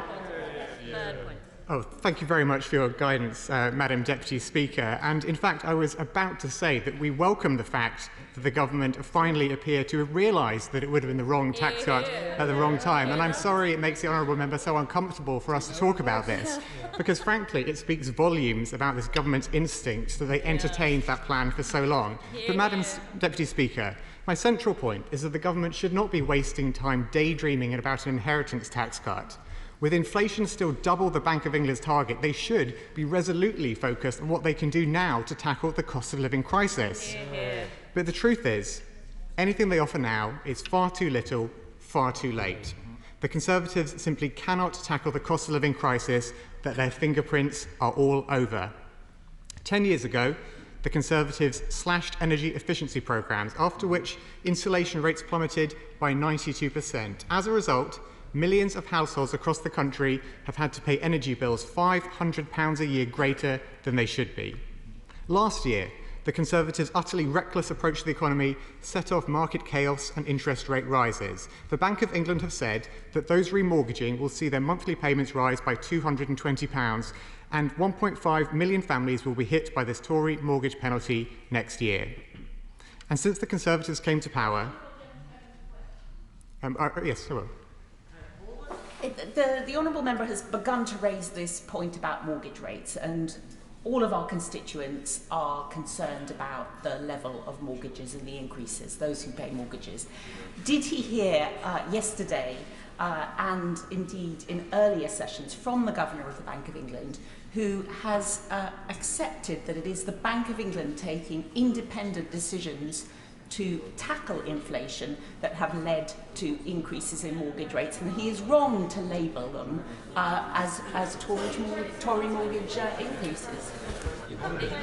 Mr. Murray. Well, I thank the Honourable Member for her intervention, and we, of course, on this side of the House, respect the Bank of England's independence, unlike some of the members on her benches. But frankly, that is a fairly shameless attempt, Madam Deputy Speaker, to distance herself from what the government did to the economy last year in their disastrous mini-budget. And British people will not forget that British people are still paying the price. Yes, I'll give way. Friend for giving way is making a very important speech and some important points, but will he agree with me that if it's the Bank of England, as we all think, and their decisions that have brought inflation down to half of what it was, then the government can't go around claiming credit for doing that? James Murray. Well, I thank my right honourable friend for her intervention. She makes a very important point, as always, and points out, frankly, how this government tries to have it both ways. When inflation is going up, it's someone else's fault. When it comes down, they claim the credit. But I think we can have trust in the British people to see through whatever way they try to distort the truth. Because the truth is, Madam Deputy, I'll make some progress. The truth is, Madam Deputy Speaker, that the Conservatives' fingerprints are all over the cost of living crisis, and it would be ludicrous for anyone to expect the prime suspect to be asked to solve the crime. Now, Madam Deputy Speaker, it is clear we cannot trust the government with the cost of living crisis, and it is also clear we cannot trust them with our money. No wonder they want to run from their record in office when they have wasted taxpayers' money as badly as they have. The levels of fraud and waste on their watch makes the 25 tax rises over this Parliament all the more galling and even harder for hard-pressed families to stomach. From the £7.2 billion of public money that was lost on fraud during the pandemic to the £50 million spent on a new helicopter for the Prime Minister to make those short trips he is so fond of, it is clear the Conservatives are incapable of spending public money wisely. Madam Deputy Speaker, Labour will set up an Office of Value for Money as part of our pledge to put fiscal and economic responsibility at the heart of our approach if we win the next election. On that foundation, we will get the economy growing after 13 years of stagnation, as we know that economic growth is the key to making people across Britain better off. If the economy had grown since 2010 at the same rate it did under Labour in the years before, it would be £150 billion bigger today. That's £5,000 more for every household every year. And that is why Labour's plan to provide the stability, certainty and critical infrastructure improvements that businesses value so greatly is so important. Our new fiscal lock, which the Conservatives voted against last week, will strengthen the Office of Budget Responsibility, helping to make sure the disastrous mini-budget of this time last year could never happen again. Our new roadmap for business taxation will give businesses from the UK and around the world the certainty and predictability they need to invest in Britain. Now, that need for certainty has been behind our calls to make full expensing permanent, which the government has finally announced, though with this government, businesses may well be left wondering how long their latest position will last. And whilst small businesses and the retail, hospitality and leisure industries will no doubt welcome any further help with business rates, again, this government has failed to provide the fundamental reform promised at the general election. Where the Conservatives have failed, Labour will deliver. Our proposals to overhaul the planning system will fast-track decisions we need to deliver clean energy, critical infrastructure and the factories and workplaces of the future. Our National Wealth Fund will provide catalytic public investment to leverage in 3 times as much private sector investment into jobs and industries across our country. Our approach will be one of a pro-business, pro-worker government, ready to grow Britain's economy and make working people better off. Now, Madam Deputy Speaker, governments in other countries around the world know that businesses want their support in growing new industries and making the transition to a low-carbon economy. As the Chief Executive of the UK Sustainable Investment and Finance Association said just yesterday, the Chancellor needs to urgently set out the UK's overdue response to the US approach and similar measures in other jurisdictions such as the EU, Canada and Japan. The truth is that through their lack of ideas and lack of ambition and their lack of the industrial strategy that we need, this government is holding British businesses back. Ministers are making Britain the outlier, whilst governments in other similar nations around the world are supporting their national industries to attract jobs and investment. The Conservatives cannot deliver what our economy needs, and people and businesses across Britain know that it is time for a change. In fact, Madam Deputy Speaker, even the Prime Minister has conceded that our country needs change. Maybe that's why he still has misplaced confidence in the Conservatives, because he thinks they've changed their cabinet so much, so often, they must be onto a good thing. And it is true that their record on changing who is sat around the cabinet table is remarkable. To have had 5 Prime Ministers, 7 Chancellors, and an astonishing 16 housing ministers is noteworthy, but not, of course, for the right reasons. The problem for the Conservatives is that whatever they try to do now, they know, and the British people know, that they cannot be the change we need. Nothing can compensate for the damage they have already done. What on earth will they put on their election leaflets, I wonder? Will they say, we may have increased taxes 25 times, but things will be different now, honest? Or will they say, don't worry, 0% growth is actually better than what it could have been? Or maybe they'll play it straight with something like, we may have failed for 13 years, but we'd like another chance. I think we all know that simply won't wash. The Conservatives are out of touch and increasingly out of time. After 13 years, working people have had enough of paying higher taxes, enough of seeing their wages stagnate, enough of their public services falling apart, and enough of Britain's economy falling behind. The change our country needs can only come from our changed Labour Party, one that is ready to serve, ready to get the economy growing, and ready to make people across Britain better off. The truth is that people in our country should be given the chance to get Britain its future back, and that is why a general election cannot come soon enough. Harriet Baldwin. Thank you very much, Madam Deputy Speaker, and I'm going to start by just saying what a difference a year has made to this country's finances and to the economy.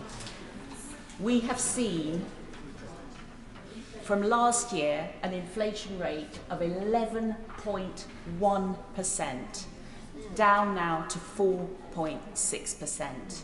Still too high, yes, Madam Deputy Speaker, but enormous progress. And that has been thanks to the Independent Bank of England, but also thanks to the fact that decisions were taken in this chamber a year ago to manage the public finances prudently and in a way that would not increase inflation. And so I think we need to really reflect on the progress that we've made in our economy, because listening to I'm not going to use unparliamentary language, Madam Deputy Speaker, but the speech from the opposition spokesperson, you would not think that anything had changed from a year ago, and it has changed enormously. This time last year, our economy was reeling from the energy shock caused by Putin's evil invasion of Ukraine. And it was thanks to the help given through the energy price cap that households were able to get through last winter. And I don't need to remind the House, how serious inflation is for the poorest household. It is the worst tax on our economy, on our businesses, on people's budgets. It is a truly evil problem, and it's right that it has been the #1 focus of the Prime Minister and the government this year. Now, clearly, with inflation at 4.6, there is still more to do. And yesterday, the Treasury Committee heard from the Bank of England Governor, the Bank of England is forecasting that we will get to a 2% handle probably by the end of next year, similar and in line with what the Office for Budget Responsibility is saying. There are clearly still risks to the upside. Energy prices continue to be volatile.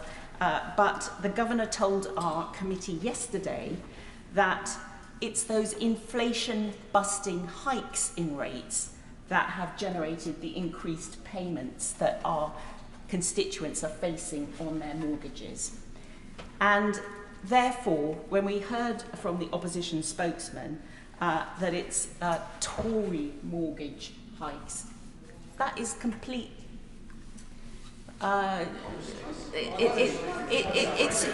It's just trying to throw mud, Madam Deputy Speaker, trying to make mud stick, and it won't stick.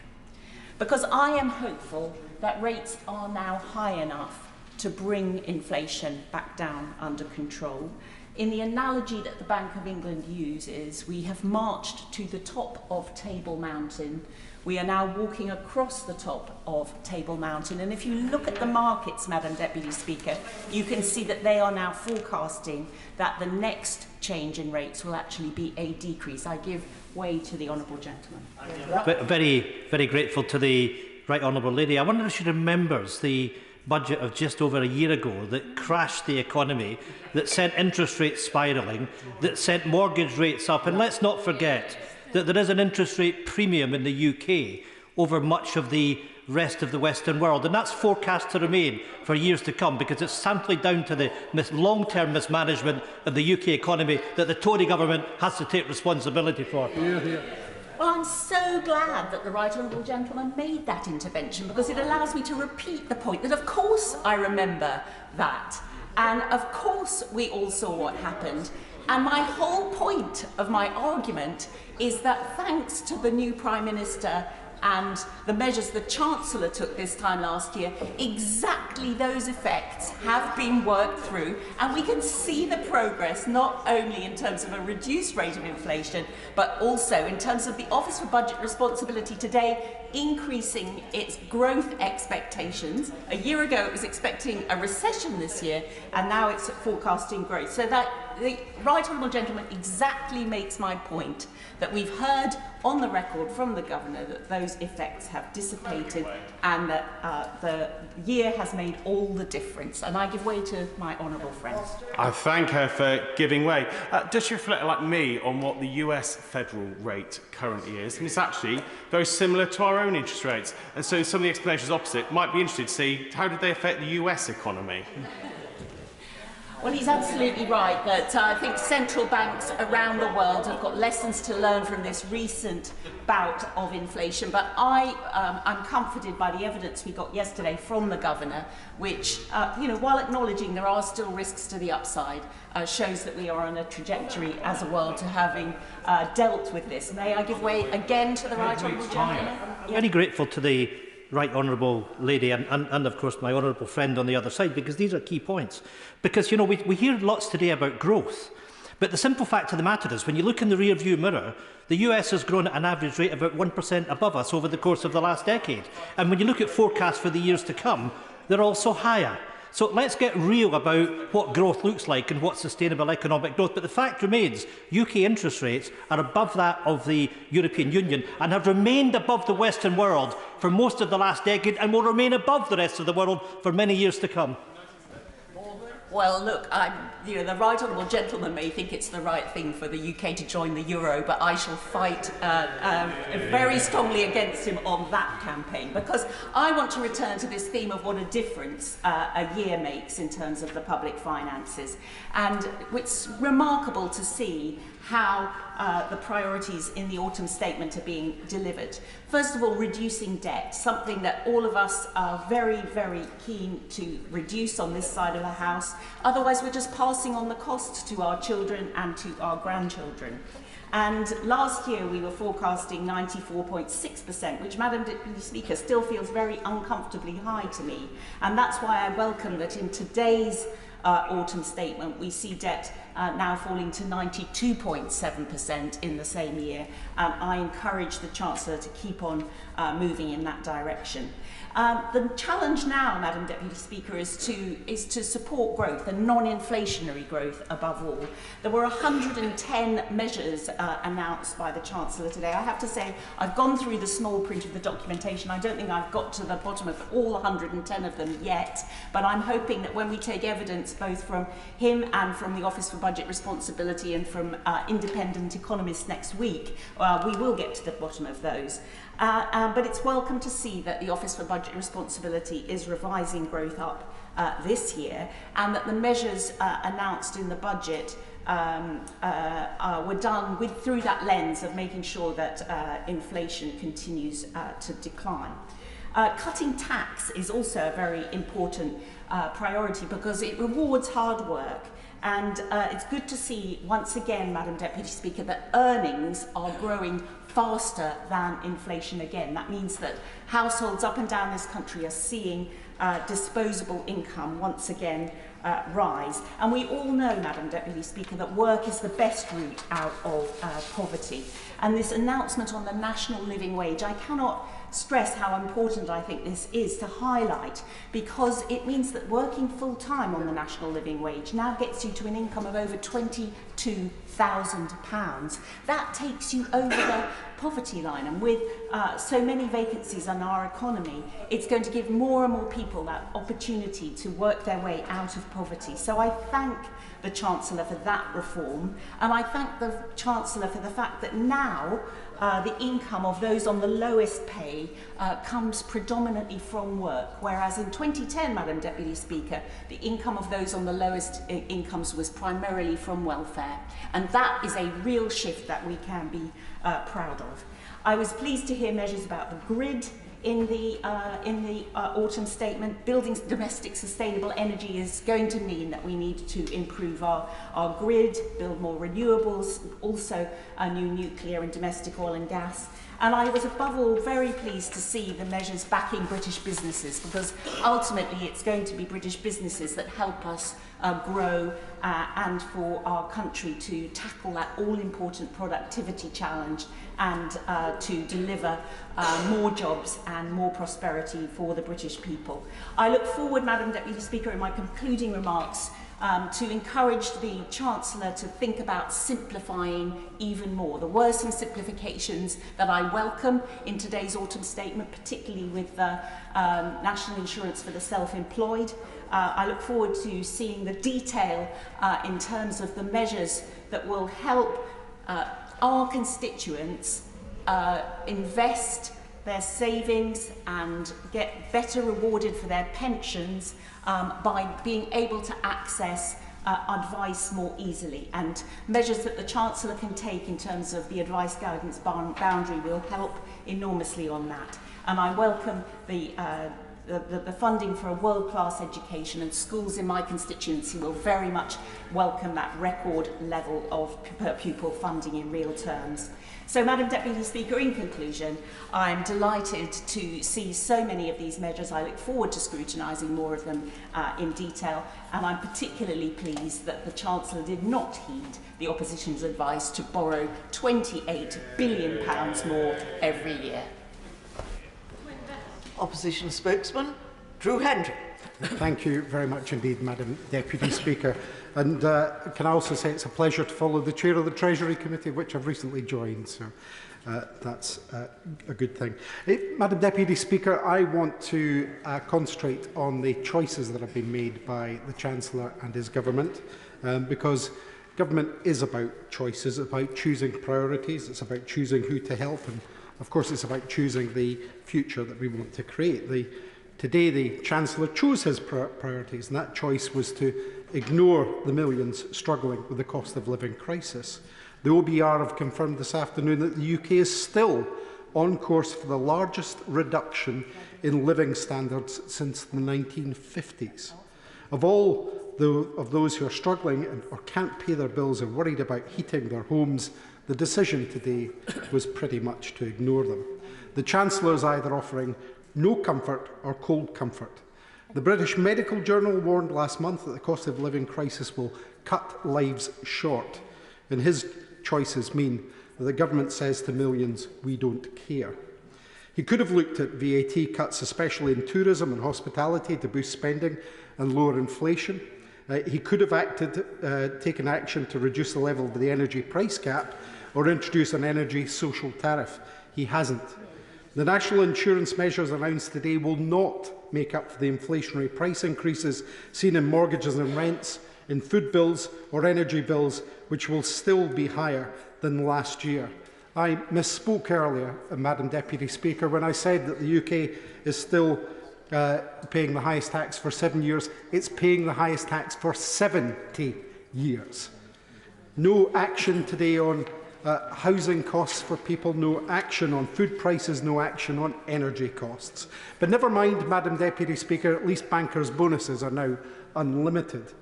But let's start with food costs. Food prices in the UK are still climbing at an alarming rate, and the trend of increasing costs remains. The UK's food price inflation is double that, for example, of Ireland and Estonia. The Centre for Inclusive Trade Policy notes Brexit's role in increasing UK import prices by 11%. And the London School of Economics analysis earlier this year showed that the UK had the highest food price inflation in the industrialised world. It remains sky high. The Chancellor's inaction on food prices is glaring, and as people worry at the checkout, companies like Marks and Spencer are reporting record profits in food sales. Consumer rights organisation, which has expressed concerns over dodgy pricing and loyalty card practices. Yet the government remains silent on addressing food bills with supermarkets. Nothing from Labour either. For Labour, when they go shopping at Sainsbury, it's for millions in donations. The SNP, Madam Deputy Speaker, are left to fight for families over food costs. The Joseph Rowntree Foundation paints a grim picture of the impact of these inflated costs, with many struggling to afford basic food items. The chief economist at the Joseph Rowntree Foundation emphasises the severity of the situation for low-income households, with essential goods being unaffordable for millions. That unaffordability is creeping upwards, with those who previously saw themselves as relatively comfortable now also feeling the squeeze. The Chancellor had a choice. The government could have heeded the Bank of England's warnings about skyrocketing food inflation. They didn't do that. France got companies to commit to freezing or cutting prices on 5,000 everyday products. In Canada, their 5 largest grocery chains made additional commitments to help stabilise food prices and say that this is just the beginning of their work. For 6 months, the Greek government covered 10% of food expenses for households funded by a windfall tax on 2 oil refineries. And here in the UK, the Joseph Rowntree Foundation stark warning: millions can't afford basic food items. Food bank use has grown a further 10% according to the Trussell Trust. And donations to food banks, usually collected at supermarkets, are also dramatically down. So now we have the situation where more people are needing food, but less people are having the spare money to donate food. Unlike the Chancellor, people using food banks don't have choices. He could have made some choices on energy costs. It's winter. Before his speech today, 1 in 4 social housing households had already reduced their heating to save costs. He decided not to reinstate the energy bill rebate. It isn't enough, Madam Deputy Speaker. Before his speech today, energy bills still remain double the level they were in 2021. And Cornwall Insight predict that energy prices will remain high until the 2030s. So where does the Chancellor think that folk are getting the money from? Because it's not taken from any long-term measures today. No social tariff. He's not decoupled prices from gas to renewables. And the SNP's call for the reinstatement of the £400 energy bill rebate, which would have gone a long way to help in the short term, has been ignored too. He could have chosen to act on that, but he chose not to. He chose not to help the 2/3 of people living in a household where someone is suffering from a pre-existing health condition or is disabled or worried about being cold this winter. He should have committed to increasing working age benefits in line with inflation next year as well, and legislate for an essentials guarantee giving basic necessities to those who need them most. Instead, Madam Deputy Speaker, as we heard, he intends to punish the sick. People who are sick and unable to work are already being referred to work coaches regularly. You know, I've had cases of constituents of mine where they've been listed as having cancer or indeed terminally ill and being told to report to a work coach. This is just another step, another move for the nasty party to go further to the right. He chose not to help the more than a third of households with children under 5, the pregnant or over 65s with pre-existing health conditions, who think they won't or may not be able to afford to put the heating on at all this winter. He chose not to help the millions of people already struggling with mounting energy debts. Citizens' advice expect the number of people unable to top up their prepayment meters will be nearly half again higher than in 2022. Meanwhile, National Energy Action found that over a third of adults are expected to struggle to afford to pay their heating bills this winter. He didn't even listen to the pleas of charities, as Ofgem reported that energy debt has reached £2.6 billion, its highest level ever. A quarter of people are now behind on at least one bill. And we're not even in the heart of winter. Does anybody think that that figure is going to be lower come January? Energy bills, along with council tax arrears, are the most commonly encountered debts for households. And then there's what that means to the Scottish people. According to Ofgem, Northern and Southern Scotland pay 2 of the 4 highest standing charge rates of all the regions of the UK. Northern and Southern Scotland, you know, Madam Deputy Speaker, these colder rural areas, those energy-rich communities, we get to pay above... Yes, I will give way. I'm grateful to my honourable